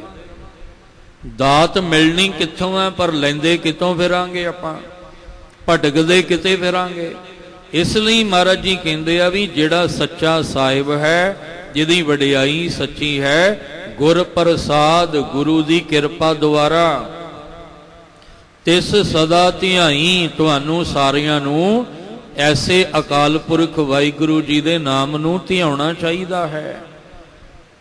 ਜਨਮ ਮਰਨ ਭੈ ਕਾਟੇ ਮੋਹਾ, ਬਿਨ ਸੇ ਸੋਗ ਸੰਤਾਪੇ ਜੀਓ। ਜਦੋਂ ਤੁਸੀਂ ਗੁਰੂ ਦੇ ਰਾਹੀਂ ਸੰਗਤ ਵਿੱਚ ਬੈਠ ਕੇ ਪਰਮੇਸ਼ਵਰ ਦੇ ਨਾਮ ਨੂੰ ਧਿਆਓਗੇ, ਧਿਆਉਣ ਨਾਲ ਕੀ ਹੋਏਗਾ? ਜੰਮਣ ਮਰਨ ਤੇ ਭੈ ਜਿਹੜਾ ਇਹ ਅੰਦਰੋਂ ਕੱਟਿਆ ਜਾਏਗਾ। ਜਿਹੜੀਆਂ ਭੈ ਦਾ ਬਹੁ ਵਚਨ ਹੈ, ਜਿਹੜੇ ਬਹੁਤੇ ਡਰ ਦੀ ਜਿਹੜੀ ਫਾਹੀ ਅੰਦਰ ਪਈ ਹੈ, ਉਹ ਫਾਹੀ ਕੱਟੀ ਜਾਏਗੀ। ਜਿਹੜੀ ਜੰਮਣ ਤੇ ਮਰਨ ਦੀ ਫਾਹੀ ਸਾਡੇ ਗਲ ਪਈ ਹੈ, ਉਹ ਫਾਹੀ ਵੀ ਕੱਟੀ ਜਾਏਗੀ। ਜਿਹੜੇ ਰੱਸੇ ਪਏ ਨੇ ਨਾ ਸਾਡੇ ਗਲਾਂ ਵਿੱਚ, ਇੱਕ ਤਰ੍ਹਾਂ ਦਾ ਡਰ ਨਹੀਂ, ਪਤਾ ਨਹੀਂ ਕਿੰਨੇ ਤਰ੍ਹਾਂ ਦੇ ਡਰ ਨੇ ਅੰਦਰ ਸਾਡੇ। ਔਰ ਹਰ ਦਿਨ ਦਾ ਡਰ, ਹਰ ਸਮੇਂ ਹਰ ਘੜੀ ਦਾ ਡਰ ਸਾਡੇ ਅੰਦਰ ਬੈਠਾ ਹੋਇਆ ਹੈ। ਸਤਿਗੁਰੂ ਮਹਾਰਾਜ ਕਹਿੰਦੇ ਜੰਮਣ ਮਰਨ ਔਰ ਭੈ, ਇਹਦੇ ਅੰਦਰੋਂ ਫਾਹੀਆਂ ਕੱਟੀਆਂ ਜਾਣਗੀਆਂ। ਮੋਹ ਦੀ ਫਾਹੀ ਕੱਟੀ ਜਾਏਗੀ ਔਰ ਤੁਹਾਡੇ ਅੰਦਰੋਂ ਸੋਗ, ਸੋਗ ਦਾ ਅਰਥ ਹੁੰਦਾ ਚਿੰਤਾ, ਚਿੰਤਾ ਵੀ ਅੰਦਰੋਂ ਬਿਨਸ ਜਾਏਗੀ। ਸੰਤਾਪੇ, ਜਿਹੜੇ ਤੁਹਾਨੂੰ ਅੰਦਰੋਂ ਤਪਾ ਰਹੇ ਨੇ ਵਿਕਾਰ, ਉਹਨਾਂ ਵਿਕਾਰਾਂ ਦੀ ਤਪਸ਼ ਤੋਂ ਵੀ ਤੁਹਾਡਾ ਛੁਟਕਾਰਾ। ਵੈਸੇ ਸੰਤਾਪ ਦਾ ਅਰਥ ਕਲ ਕਲੇਸ਼ ਵੀ ਕੀਤਾ ਹੈ। ਜਿਹੜਾ ਕਲ ਕਲੇਸ਼ ਤੁਹਾਡੇ ਅੰਦਰ ਬਣਿਆ ਹੈ ਉਹ ਵੀ ਬਿਨਸ ਜਾਏਗਾ। ਹਰ ਇੱਕ ਦਾ ਇਲਾਜ ਮਹਾਰਾਜ ਨੇ ਦੱਸਿਆ ਗੁਰਬਾਣੀ ਵਿੱਚ, ਹਰ ਇੱਕ ਦਾ ਹੱਲ ਦੱਸਿਆ, ਤਰੀਕਾ ਦੱਸਿਆ ਹੈ ਗੁਰਬਾਣੀ ਵਿੱਚ। ਬਸ ਗੁਰਬਾਣੀ ਨੂੰ ਪੜ੍ਹ ਸੁਣ ਸਮਝਣ ਦੀ ਲੋੜ ਹੈ। ਹਰ ਇੱਕ ਦੀ ਜ਼ਿੰਦਗੀ ਵਿੱਚ ਦੁੱਖ ਹੈ, ਰੋਗ ਹੈ, ਕਲੇਸ਼ ਹੈ, ਚਿੰਤਾਵਾਂ ਨੇ। ਇਹ ਤੇ ਆਮ ਨੋਰਮਲ ਗੱਲ ਹੈ, ਹਰ ਇੱਕ ਦੇ ਘਰ ਵਿੱਚ ਹੈ। ਤੇ ਮਹਾਰਾਜ ਸਤਿਗੁਰੂ ਮਹਾਰਾਜ ਜੀ ਕਹਿੰਦੇ ਆ, ਤੂੰ ਇੱਕ ਕੰਮ ਕਰ, ਦੁੱਖ ਰੋਗ ਕਲ ਕਲੇਸ਼ ਚਿੰਤਾ ਸਭ ਮੁੱਕ ਜਾਏ। ਪਰ ਅਸੀਂ ਤਾਂ ਸਵੇਰੇ ਉੱਠ ਕੇ ਜੋਤਸ਼ੀ ਦੇ ਮੁਖ ਤੋਂ ਸੁਣਨਾ ਚਾਹੁੰਦੇ ਆ ਵੀ ਅੱਜ ਮੇਰੀ ਰਾਸ਼ੀ ਕੀ ਕਹਿੰਦੀ ਹੈ, ਵੀ ਅੱਜ ਮੇਰਾ ਦਿਨ ਕਿੱਦਾਂ ਦਾ ਲੰਘੇਗਾ। ਉਹ ਪਹਿਲਾਂ ਕਹੇਗਾ ਮਾੜਾ ਲੰਘੇਗਾ, ਪਰ ਜੇ ਆਹ ਉਪਾਅ ਕਰ ਲੋਗੇ ਤੇ ਫਿਰ ਚੰਗਾ ਵੀ ਲੰਘ ਸਕਦਾ ਹੈ। ਪਹਿਲਾਂ ਉਹਨੇ ਕਹਿਣਾ ਵੀ ਮਾੜਾ ਲੰਘੇਗਾ, ਪਰ ਜੇ ਤੁਸੀਂ ਆਹ ਉਪਾਅ ਕਰ ਲੋਗੇ ਤੇ ਚੰਗਾ। ਤੇ ਜੇ ਕਿਤੇ ਗੁਰੂ ਗ੍ਰੰਥ ਸਾਹਿਬ ਜੀ ਕੋਲ ਆਓ ਤੇ ਗੁਰੂ ਗ੍ਰੰਥ ਸਾਹਿਬ ਜੀ ਸੂਰਜ ਚੜ੍ਹਨ ਤੋਂ ਪਹਿਲਾਂ ਪ੍ਰਕਾਸ਼ਮਾਨ ਹੋ ਕੇ ਸਾਡਾ ਭਵਿੱਖ ਅੱਜ ਦਾ ਸਾਨੂੰ ਦੱਸ ਦੇਣ। ਤੇ ਜਦੋਂ ਪ੍ਰਕਾਸ਼ ਕੀਤਾ ਤੇ ਗੁਰੂ ਸਾਹਿਬ ਜੀ ਨੇ ਅੰਮ੍ਰਿਤ ਵੇਲੇ ਆਖਿਆ, ਔਖੀ ਘੜੀ ਨਾ ਦੇਖਣ ਦੇਈ, ਆਪਣਾ ਬਿਰਦ ਸੰਭਾਲੇ, ਹਾਥ ਦੇ ਰਾਖੈ ਆਪਣੇ ਕੋ, ਸਾਸ ਸਾਸ ਪ੍ਰਤ ਪਾਲੇ। ਤੇ ਫਿਰ ਕਿਸੇ ਹੋਰ ਨੂੰ ਪੁੱਛਣ ਦੀ ਲੋੜ ਹੈ, ਕਿਸੇ ਸਿਆਣੇ ਕੋਲ ਜਾਣ ਦੀ ਲੋੜ ਹੈ, ਕਿਸੇ ਨੂੰ ਆਪਣਾ ਹੱਥ ਦਿਖਾਉਣ ਦੀ ਲੋੜ ਹੈ, ਕੋਈ ਹੋਰ ਉਪਾਅ ਕਰਨ ਦੀ ਲੋੜ ਹੈ। ਕਿਉਂਕਿ ਗੁਰੂ ਸਾਹਿਬ ਨੇ ਤਾਂ ਦੱਸ ਦਿੱਤਾ ਵੀ ਜੇ ਤੂੰ ਉਹਨੂੰ ਚੇਤੇ ਰੱਖੇਗਾ ਤਾਂ ਤੇਰਾ ਦਿਨ ਅੱਜ ਜੇ ਕੋਈ ਔਖੀ ਘੜੀ ਆਏਗੀ ਤਾਂ ਟਲ ਜਾਏਗੀ। ਜੇ ਕੋਈ ਮੁਸੀਬਤ ਦੀ ਘੜੀ ਜੀਵਨ 'ਚ ਆਏਗੀ, ਉਹ ਫਿਰ ਸਵਾਸ ਪਾਲਣਾ ਕਰਨ ਵਾਲਾ ਤੈਨੂੰ ਹਰ ਮੁਸੀਬਤ ਤੋਂ ਬਚਾ ਲੇਗਾ। ਫਿਰ ਸਾਨੂੰ ਕਿਸੇ ਹੋਰ ਕੋਲ ਜਾਣ ਦੀ ਲੋੜ ਹੀ ਨਹੀਂ। ਪਰ ਜੇ ਅਸੀਂ ਅੰਮ੍ਰਿਤ ਵੇਲੇ ਗੁਰੂ ਸਾਹਿਬ ਦਾ ਹੁਕਮ ਸੁਣਿਆ ਹੋਵੇਗਾ, ਫਿਰ ਸਾਰਾ ਦਿਨ ਸਾਡਾ ਮਨ ਭਟਕੇਗਾ ਨਹੀਂ। ਸਾਡਾ ਮਨ ਜਿਹੜਾ ਉਹ ਟਿਕਾ ਵਿੱਚ ਆ ਜਾਏਗਾ। ਇਸ ਲਈ ਸਾਹਿਬ ਜੀ ਨੇ ਆਖਿਆ, ਜਿਹੜਾ ਸੱਚਾ ਸਾਹਿਬ ਹੈ, ਸੱਚੀ ਵਡਿਆਈ ਹੈ ਜਿਸ ਦੀ, ਗੁਰੂ ਦੀ ਕਿਰਪਾ ਦੇ ਨਾਲ ਉਹਨੂੰ ਸਦਾ ਧਿਆਓ। ਤੁਹਾਡੇ ਜਨਮ ਮਰਨ ਤੇ ਭੈ ਦੀਆਂ ਫਾਹੀਆਂ ਕੱਟੀਆਂ ਜਾਣਗੀਆਂ, ਮੋਹ ਬਿਨਸ ਜਾਏਗਾ, ਤੁਹਾਡੀ ਚਿੰਤਾ ਦੂਰ ਹੋ ਜਾਏਗੀ, ਤੁਹਾਡਾ ਸੰਤਾਪ ਤੋਂ ਛੁਟਕਾਰਾ ਹੋ ਜਾਏਗਾ। ਉਹ ਤੇ ਰੋਜ਼ ਕਹਿ ਰਹੇ ਆ, ਸਿਮਰੋ ਸਿਮਰ ਸਿਮਰ ਸੁਖ ਪਾਵੋ, ਕਲ ਕਲੇਸ਼ ਤਨ ਮਾਹੇ ਮਿਟਾਵੋ। ਤੁਸੀਂ ਕਲ ਕਲੇਸ਼ ਮਿਟਾ ਲਓ ਆਪਣਾ। ਰੋਜ਼ ਮਹਾਰਾਜ ਜੀ ਕਹਿੰਦੇ ਆ ਵੀ ਤੁਹਾਨੂੰ ਆਹ ਸਹਾਰਾ ਦੇ ਦਿੱਤਾ, ਇਹ ਸਹਾਰਾ ਲੈ ਲਓ, ਤੁਹਾਡੇ ਦੁੱਖ ਤੇ ਰੋਗ ਕੱਟੇ ਜਾਣਗੇ। ਪਰਮੇਸ਼ਰ ਦਿੱਤਾ ਬੰਨਾ, ਦੁੱਖ ਰੋਗ ਕਾ ਡੇਰਾ ਭੰਨਾ। ਆਹ ਹੈ ਉਹ ਥਾਂ ਜਿੱਥੇ ਤੁਸੀਂ ਦੁੱਖ ਤੇ ਰੋਗ ਦੇ ਡੇਰੇ ਭੰਨ ਸਕਦੇ ਹੋ ਆਪਣੇ। ਤੁਹਾਡਾ ਦੁੱਖ ਵੀ ਦੂਰ ਹੋ ਜਾਏਗਾ, ਰੋਗ ਵੀ ਦੂਰ ਹੋ ਜਾਏਗਾ, ਚਿੰਤਾ ਵੀ ਦੂਰ ਹੋ ਜਾਏਗੀ। ਹਰ ਏਕ ਸਿਮਰ ਏਕ ਸਿਮਰ ਏਕ ਸਿਮਰ ਪਿਆਰੇ, ਕਲ ਕਲੇਸ਼ ਲੋਭ ਮੋਹ ਮਹਾ ਭਵਜਲ ਤਾਰੇ। ਮਹਾਰਾਜ ਕਹਿੰਦੇ ਗੁਰੂ ਦੀ ਕਿਰਪਾ ਦਾ ਪਾਤਰ ਬਣ ਤੇ ਉਹਦੇ ਨਾਮ ਨੂੰ ਧਿਆ। ਜਦੋਂ ਧਿਆਏਗਾ ਸਾਰੀਆਂ ਦਵਾਈਆਂ ਤੈਨੂੰ ਉਹਦੇ ਨਾਮ ਚੋਂ ਹੀ ਮਿਲ ਜਾਣਗੀਆਂ। ਸਰਬ ਰੋਗ ਕਾ ਔਖਦ ਨਾਮ ਇੱਕੋ ਹੀ ਥਾਂ ਤੋਂ ਮਿਲ ਜਾਏਗਾ। ਤੈਨੂੰ ਵੱਖ-ਵੱਖ ਥਾਵਾਂ ਤੇ ਵੱਖ-ਵੱਖ ਬਿਮਾਰੀਆਂ ਦਾ ਇਲਾਜ ਕਰਾਉਣ ਲਈ ਜਾਣ ਦੀ ਲੋੜ ਨਹੀਂ, ਇੱਕ ਥਾਂ ਤੇ ਹੀ ਸਾਰੇ ਇਲਾਜ ਹੋ ਜਾਣਗੇ। ਤੇਰੀਆਂ ਮਾਨਸਿਕ ਬਿਮਾਰੀਆਂ ਸਾਰੀਆਂ ਇੱਥੇ ਦੂਰ ਹੋ ਜਾਣਗੀਆਂ। ਗੁਰੂ ਦੀ ਕਿਰਪਾ ਦੇ ਨਾਲ ਜਿਨ੍ਹਾਂ ਨੇ ਧਿਆਇਆ, ਉਹਦਾ ਜੰਮਣ ਮਰਨ ਵੀ ਕੱਟਿਆ ਗਿਆ, ਡਰ ਵੀ ਅੰਦਰੋਂ ਨਿਕਲ ਗਿਆ, ਮੋਹ ਵੀ ਬਿਨਸ ਗਿਆ ਔਰ ਚਿੰਤਾ ਵੀ ਖਤਮ ਹੋ ਗਈ। ਔਰ ਜਿਹੜਾ ਤਪਾਉਣ ਵਾਲੇ ਅੰਦਰ ਵਿਕਾਰ ਸੀ, ਉਹਨਾਂ ਤੋਂ ਵੀ ਛੁਟਕਾਰਾ ਹੋ ਜਾਂਦਾ ਹੈ। ਸਾਸ ਸਾਸ ਨਾਨਕ ਸਲਾਹੇ, ਸਿਮਰਤ ਨਾਮ ਕਾਟੇ ਸਭ ਫਾਹੇ। ਪੂਰਨ ਆਸ ਕਰੀ ਖਿਨ ਪੀਤਰ ਹਰ ਹਰ ਹਰ ਗੁਣ ਜਾਪੇ ਜਿਉ। ਸਤਿਗੁਰੂ ਗੁਰੂ ਅਰਜਨ ਦੇਵ ਮਹਾਰਾਜ ਜੀ ਕਿਰਪਾ ਕਰਦੇ, ਕੇਵਲ ਸਾਨੂੰ ਸਮਝਾਉਂਦੇ ਨਹੀਂ, ਕੇਵਲ ਮਹਾਰਾਜ ਜੀ ਸਾਨੂੰ ਸਮਝਾ ਨਹੀਂ ਰਹੇ ਵੀ ਤੁਸੀਂ ਧਿਆਇਆ ਕਰੋ, ਤੁਸੀਂ ਸੱਚੇ ਦੀ ਵਡਿਆਈ ਕਰਿਆ ਕਰੋ, ਸੱਚੇ ਦਾ ਨਾਮ ਸਿਮਰਿਆ ਕਰੋ। ਮਹਾਰਾਜ ਕਹਿੰਦੇ ਮੈਂ ਆਪ ਸਵਾਸ ਸਵਾਸ ਉਹਦੀ ਸਿਫਤ ਸਲਾਹ ਦੇ ਵਿੱਚ ਜੁੜਦਾ, ਮੈਂ ਆਪ ਉਹਦੇ ਗੁਣ ਗਾਉਣਾ, ਮੈਂ ਆਪ ਉਹਦੀ ਵਡਿਆਈ ਕਰਦਾ ਹਾਂ। ਇਸ ਲਈ ਤੁਹਾਨੂੰ ਵੀ ਆਖਿਆ ਕਿ ਤੁਸੀਂ ਪਰਮੇਸ਼ਵਰ ਦੇ ਨਾਮ ਨੂੰ ਧਿਆਇਆ ਕਰੋ, ਉਹਦੇ ਨਾਮ ਦਾ ਸਿਮਰਨ ਕਰਿਆ ਕਰੋ। ਸਾਸ ਸਾਸ ਨਾਨਕ ਸਾਲਾਹੇ, ਨਾਨਕ ਦੇ ਕੱਕੇ ਨੂੰ ਔਂਕੜ ਲੱਗ ਗਈ। ਇਹਦਾ ਮਤਲਬ ਨਾਨਕ ਜੀ ਆਪਣੀ ਗੱਲ ਵੀ ਕਰ ਰਿਹਾ। ਨਾਨਕ ਜੀ ਇੱਥੇ ਕੌਣ ਨੇ? ਗੁਰੂ ਅਰਜਨ ਦੇਵ ਜੀ ਮਹਾਰਾਜ। ਮਹਾਰਾਜ ਕਹਿੰਦੇ ਮੈਂ ਆਪ ਪਰਮੇਸ਼ਵਰ ਦੇ ਨਾਮ ਨੂੰ ਸਿਮਰ ਰਿਹਾ, ਸਵਾਸ ਸਵਾਸ ਸਾਹ ਲਾਹੇ ਉਹਦੀ ਸਿਫਤ ਸਲਾਹ ਕਰ ਰਿਹਾ। ਕੇਵਲ ਸਾਨੂੰ ਨਹੀਂ ਆਖਿਆ, ਗੁਰੂ ਸਾਹਿਬ ਆਪ ਵੀ ਉਹਦੀ ਉਸਤਤ ਵਿੱਚ ਜੁੜੇ ਹੋਏ ਆ। ਜੇ ਗੁਰੂ ਨਾਨਕ ਸਾਹਿਬ ਜੀ ਹੋਕਾ ਦਿੰਦੇ ਆ ਜਾ ਕੇ ਵੱਖ-ਵੱਖ ਥਾਵਾਂ ਤੇ, ਪਰ ਪਹਿਲਾਂ ਆਪ ਸਿਮਰਦੇ ਨੇ। ਮਹਾਰਾਜ ਨੇ ਆਖਿਆ ਜਪੋ ਤਾਂ ਏਕੋ ਨਾਮਾ ਅਵਰ ਨਿਰਾਫਲ ਕਾਮਾ। ਇਹ ਕੇਵਲ ਆਖਿਆ ਨਹੀਂ, ਆਪ, ਕਿਉਂਕਿ ਇਹ ਉਹ ਘਰ ਹੈ ਜਿੱਥੇ ਮਹਾਰਾਜ ਜੀ ਕਹਿੰਦੇ ਆਪ ਜਪੋ ਅਵਰਹ ਨਾਮ ਜਪਾਵੋ। ਜਪਾਓਗੇ ਤਾਂ ਜੇ ਆਪ ਜਪੋਗੇ, ਜੇ ਆਪ ਨਹੀਂ ਜਪਿਆ ਤੇ ਕਿਹੜੇ ਮੂੰਹ ਨਾਲ ਕਹੋਗੇ ਤੁਸੀਂ ਦੂਜਿਆਂ ਨੂੰ ਵੀ ਜਪਿਆ ਕਰੋ। ਜਿਹੜਾ ਆਪ ਗੁਰੂ ਦਰ ਤੇ ਆਉਂਦਾ ਹੈ ਉਹੀ ਕਹੇਗਾ ਦੂਜਿਆਂ ਨੂੰ ਵੀ ਭਾਈ ਗੁਰੂ ਦੇ ਘਰ ਜਾਇਆ ਕਰ, ਸੰਗਤ ਕਰਿਆ ਕਰ, ਸੇਵਾ ਕਰਿਆ ਕਰ। ਤੇ ਜਿਹੜਾ ਆਪ ਨਹੀਂ ਜਾਂਦਾ ਉਹ ਦੂਜਿਆਂ ਨੂੰ ਕਿਹੜੇ ਮੂੰਹ ਨਾਲ ਕਹੇਗਾ? ਜਿਹੜਾ ਅੰਮ੍ਰਿਤ ਵੇਲੇ ਆਪ ਨਹੀਂ ਉੱਠਦਾ, ਨਿਤਨੇਮ ਨਹੀਂ ਕਰਦਾ, ਉਹ ਦੂਜਿਆਂ ਨੂੰ ਕਿਹੜੇ ਮੂੰਹ ਨਾਲ ਕਹੇਗਾ? ਜਿਹੜਾ ਆਪ ਨਾਮ ਦਾ ਅਭਿਆਸੀ ਹੈ ਉਹੀ ਕਹੇਗਾ ਭਾਈ ਅੰਮ੍ਰਿਤ ਵੇਲਾ ਸੰਭਾਲਿਆ ਕਰੋ, ਨਿਤਨੇਮ ਦੇ ਨਾਲ ਜੁੜਿਆ ਕਰੋ, ਇਹਦੇ ਵਿੱਚ ਤੁਹਾਡਾ ਭਲਾ ਹੋਵੇਗਾ।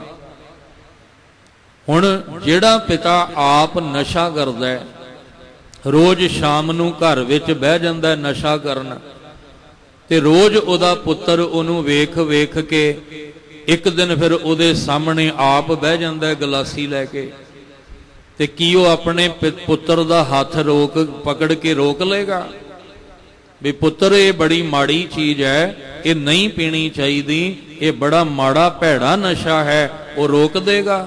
ਕਦੇ ਨਹੀਂ ਰੋਕੇਗਾ, ਕਿਉਂਕਿ ਉਹ ਆਪ ਰੋਜ਼ ਬਹਿ ਕੇ ਪੁੱਤਰ ਦੇ ਸਾਹਮਣੇ ਪੀਂਦਾ ਹੈ। ਉਸ ਦਿਨ ਰੋਕੇਗਾ ਜਿਸ ਦਿਨ ਆਪ ਛੱਡ ਦੇਗਾ, ਉਹੀ ਰੋਕੇਗਾ ਜਿਹੜਾ ਆਪ ਨਸ਼ਾ ਨਹੀਂ ਕਰਦਾ ਹੈ। ਉਹੀ ਪੁੱਤਰ ਨੂੰ ਕਹੇਗਾ ਵੀ ਪੁੱਤਰ ਆਹ ਕੰਮ ਬੜਾ ਮਾੜਾ ਹੈ। ਪਰ ਜਿਹੜਾ ਆਪ ਬੈਠ ਕੇ ਪੀ ਰਿਹਾ ਹੈ ਉਹ ਪੁੱਤਰ ਨੂੰ ਕਿਵੇਂ ਰੋਕ ਦੇਗਾ? ਤੇ ਜੇ ਰੋਕੇਗਾ ਫਿਰ ਦੋ ਗੱਲਾਂ ਵੀ ਸੁਣ ਲੇਗਾ। ਉਹਨਾਂ ਆਖਣਾ ਪਿਤਾ ਜੀ ਮੈਂ ਤੁਹਾਨੂੰ ਇੰਨੇ ਸਾਲ ਹੋ ਗਏ ਰੋਜ਼ ਵੇਖਦੇ ਆ, ਤੁਸੀਂ ਤੇ ਰੋਜ਼ ਪੀਂਦੇ ਹੋ, ਅੱਜ ਮੈਂ ਬੈਠ ਗਿਆ ਤੇ ਮੈਨੂੰ ਅੱਜ ਤੁਸੀਂ ਰੋਕਣ ਲੱਗ ਗਏ। ਉਹੀ ਪਿਤਾ ਆਪਣੇ ਪੁੱਤਰ ਨੂੰ ਰੋਕ ਸਕੇਗਾ ਜਿਹੜਾ ਆਪ ਇਸ ਰਾਹ ਨਹੀਂ ਤੁਰਿਆ। ਜੇ ਅਸੀਂ ਵੀ ਝੂਠ ਦੇ ਰਾਹ ਤੁਰੇ ਆ, ਕੂੜ ਕਬਾੜ ਦੇ ਰਾਹ ਤੁਰੇ ਆ, ਅਸੀਂ ਅੱਗੋਂ ਧੀਆਂ ਪੁੱਤਰਾਂ ਨੂੰ ਕਿਵੇਂ ਰੋਕ ਦਾਂਗੇ? ਅੱਜ ਹਰ ਇੱਕ ਮਾਂ-ਬਾਪ ਨੂੰ ਚਿੰਤਾ ਲੱਗੀ ਹੋਈ ਹੈ, ਸਾਡੇ ਧੀਆਂ ਪੁੱਤਰ ਫੈਸ਼ਨ ਦੀ ਦੁਨੀਆ 'ਚ ਦਿਨ ਪ੍ਰਤੀ ਦਿਨ ਵਿਗੜਦੇ ਜਾ ਰਹੇ ਆ। ਨਾ ਇਹਨਾਂ ਨੂੰ ਪਹਿਰਾਵੇ ਦਾ ਪਤਾ ਹੈ, ਨਾ ਇਹਨਾਂ ਨੂੰ ਉੱਠਣ ਬੈਠਣ ਦਾ ਪਤਾ ਹੈ। ਪਰ ਕਈਆਂ ਦੇ ਮਾਹੌਲ ਵੇਖਿਆ, ਬਜ਼ੁਰਗ ਵੀ ਇਸੇ ਫੈਸ਼ਨ ਦੀ ਦੁਨੀਆ ਵਿੱਚ ਰੰਗੇ ਹੋਏ ਆ, ਤੇ ਉਹ ਆਪਣੀ ਧੀ ਨੂੰ ਕਿਵੇਂ ਰੋਕ ਲੈਣਗੇ?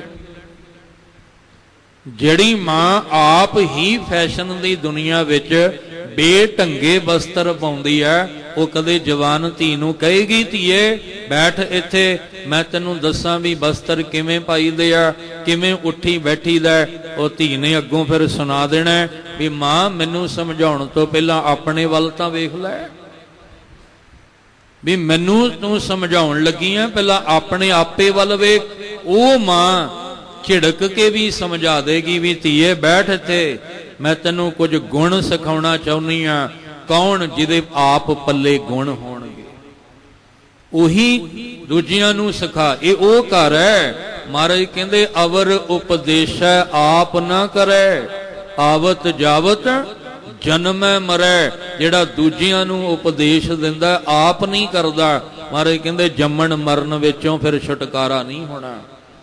ਹੁਣ ਮੇਰੇ ਵਰਗਾ ਇੱਥੇ ਬੈਠ ਕੇ ਰੋਲਾ ਪਾਈ ਜਾਏ, ਅੰਮ੍ਰਿਤ ਵੇਲਾ ਸੰਭਾਲੋ, ਨਿਤ ਨੇਮ ਕਰੋ, ਗੁਰੂ ਘਰ ਆਓ, ਬਾਣੀ ਪੜੋ, ਪਰ ਆਪ ਉਸ ਰਾਹ ਨਾ ਤੁਰਾਂ, ਤੇ ਫਿਰ ਤੁਸੀਂ ਕਹੋਗੇ ਆਪਣੇ ਵੱਲ ਤੇ ਪਹਿਲਾਂ ਵੇਖ ਲੈ। ਸਾਨੂੰ ਕਹਿਣ ਤੋਂ ਪਹਿਲਾਂ ਆਮ ਕਹਿੰਦੇ ਹੀ ਆ ਵੀ ਸਾਨੂੰ ਸਮਝਾਉਣ ਤੋਂ ਪਹਿਲਾਂ ਆਪਣੀ ਪੀੜੀ ਥੱਲੇ ਤੇ ਸੋਟਾ ਫੇਰ, ਤਾਂ ਹੀ ਦੂਜਿਆਂ ਨੂੰ ਸਮਝਾਇਆ ਜਾ ਸਕਦਾ ਹੈ। ਇਸੇ ਤਰ੍ਹਾਂ ਮਹਾਰਾਜ ਕਹਿੰਦੇ ਆਪ ਜਪੋ ਅਵਰਹ ਨਾਮ ਜਪਾਵੋ। ਹੁਣ ਗੁਰੂ ਅਰਜਨ ਦੇਵ ਪਾਤਸ਼ਾਹ ਜੀ ਕਹਿੰਦੇ ਮੈਂ ਕੇਵਲ ਤੁਹਾਨੂੰ ਨਹੀਂ ਕਹਿ ਰਿਹਾ ਕਿ ਤੁਸੀਂ ਗੁਰਮੁਖਾਂ ਦੀ ਸੰਗਤ ਵਿੱਚ ਬੈਠ ਕੇ ਨਾਮ ਜਪੋ, ਸਾਸ ਸਾਸ ਨਾਨਕ ਸਾਲਾਹੇ। ਨਾਨਕ ਭਾਵ ਗੁਰੂ ਅਰਜਨ ਦੇਵ ਜੀ ਕਹਿੰਦੇ ਮੈਂ ਤੇ ਆਪ ਸਵਾਸ ਸਵਾਸ ਉਹਦੀ ਸਿਫਤ ਕਰਦਾ, ਇਸੇ ਲਈ ਤੁਹਾਨੂੰ ਕਹਿਣਾ ਵੀ ਆਓ ਬੈਠ ਕੇ ਉਹਦੀ ਸਿਫਤ ਕਰੀਏ ਆਪਾਂ। ਜੇ ਸਾਨੂੰ ਮਹਾਰਾਜ ਨੇ ਸੇਵਾਵਾਂ ਦਿੱਤੀਆਂ ਨੇ, ਜੋੜੇ ਘਰ ਦੇ ਵਿੱਚ ਸੰਗਤਾਂ ਦੇ ਜੋੜੇ ਝਾੜਨ ਦੀ ਸੇਵਾ ਦਿੱਤੀ ਹੈ, ਲੰਗਰ ਘਰ ਦੇ ਵਿੱਚ ਜੇ ਸੰਗਤਾਂ ਦੇ ਝੂਠੇ ਬਰਤਨ ਮਾਂਜਣ ਦੀ ਸੇਵਾ ਦਿੱਤੀ ਹੈ, ਤੇ ਧਿਆਨ ਰੱਖਿਓ ਇਹ ਸੇਵਾ ਗੁਰੂ ਸਾਹਿਬ ਨੇ ਆਪ ਵੀ ਨਿਭਾਈ ਹੈ। ਗੁਰੂ ਨਾਨਕ ਸਾਹਿਬ ਮਹਾਰਾਜ ਜੀ ਨੇ ਲੰਗਰ ਕੇਵਲ ਇਹ ਨਹੀਂ ਕਹਿ ਦਿੱਤਾ ਵੀ ਆ ਲੈ 20 ਰੁਪਏ ਤੇ ਤਿਆਰ ਕਰਕੇ ਇਹਨਾਂ ਨੂੰ ਛਕਾ ਦੇ, ਨਹੀਂ, ਆਪ ਰਸਤ ਲੈ ਕੇ ਆਏ ਨੇ ਗੁਰੂ ਨਾਨਕ ਸਾਹਿਬ। ਆਪ ਰਸਤ ਲਿਆ ਕੇ ਆਪ ਗੁਰੂ ਸਾਹਿਬ ਨੇ ਤਿਆਰ ਕੀਤਾ, ਔਰ ਤਿਆਰ ਕਰਕੇ ਫਿਰ ਆਪ ਪੰਗਤ ਵਿੱਚ ਬਿਠਾ ਕੇ ਸਾਰਿਆਂ ਨੂੰ ਛਕਾਇਆ।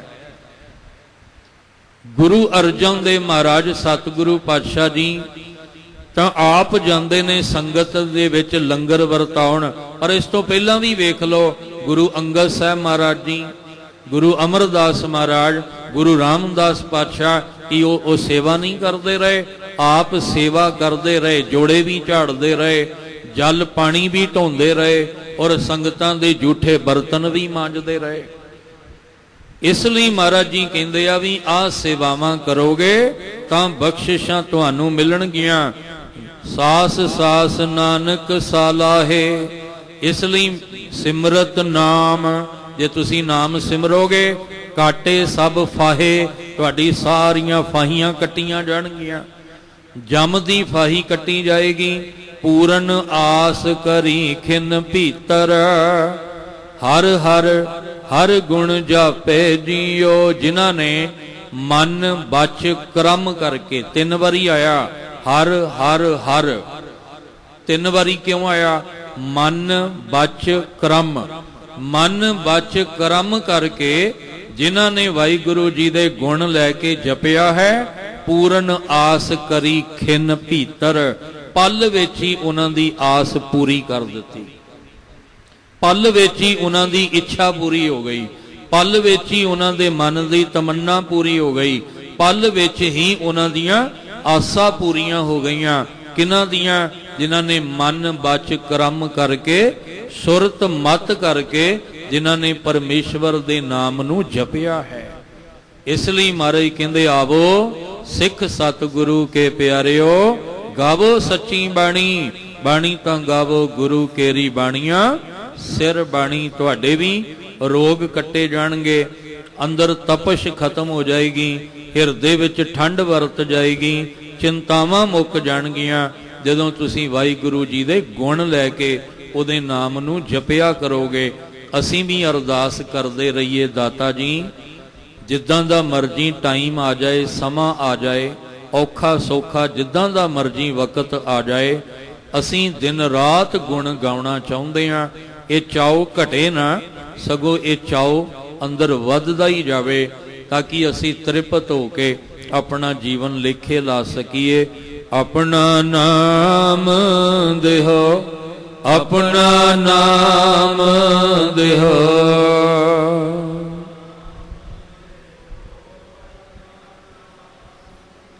ਵਿਸਰ ਨਾਹੀ ਦਾਤਾਰ, ਵਿਸਰ ਨਾਹੀ ਦਾਤਾਰ।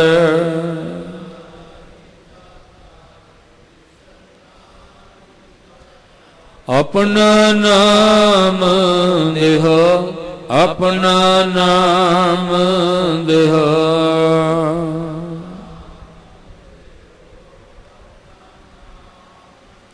ਗੁਣ ਗਾਵਾਂ ਦਿਨ ਰਾਤ, ਗੁਣ ਗਾਵਾਂ ਦਿਨ ਰਾਤ।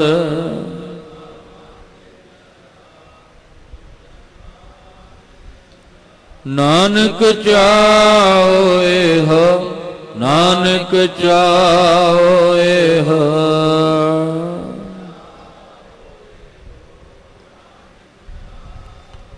ਆਪਣਾ ਨਾਮ ਦਿਓ, ਆਪਣਾ ਨਾਮ ਦਿਓ।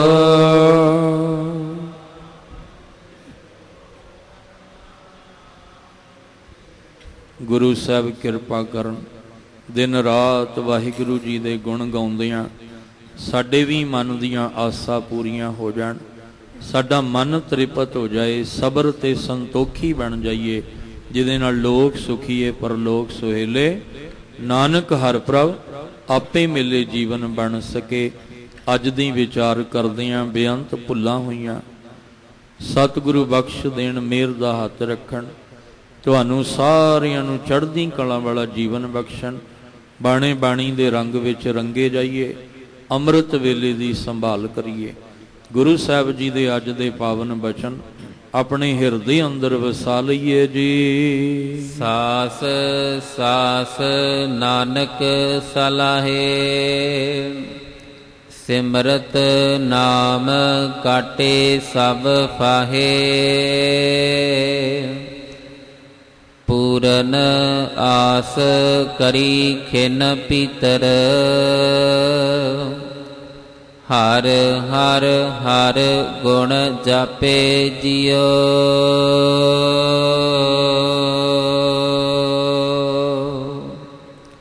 ਵਾਹਿਗੁਰੂ ਜੀ ਕਾ ਖਾਲਸਾ, ਵਾਹਿਗੁਰੂ ਜੀ ਕੀ ਫਤਿਹ।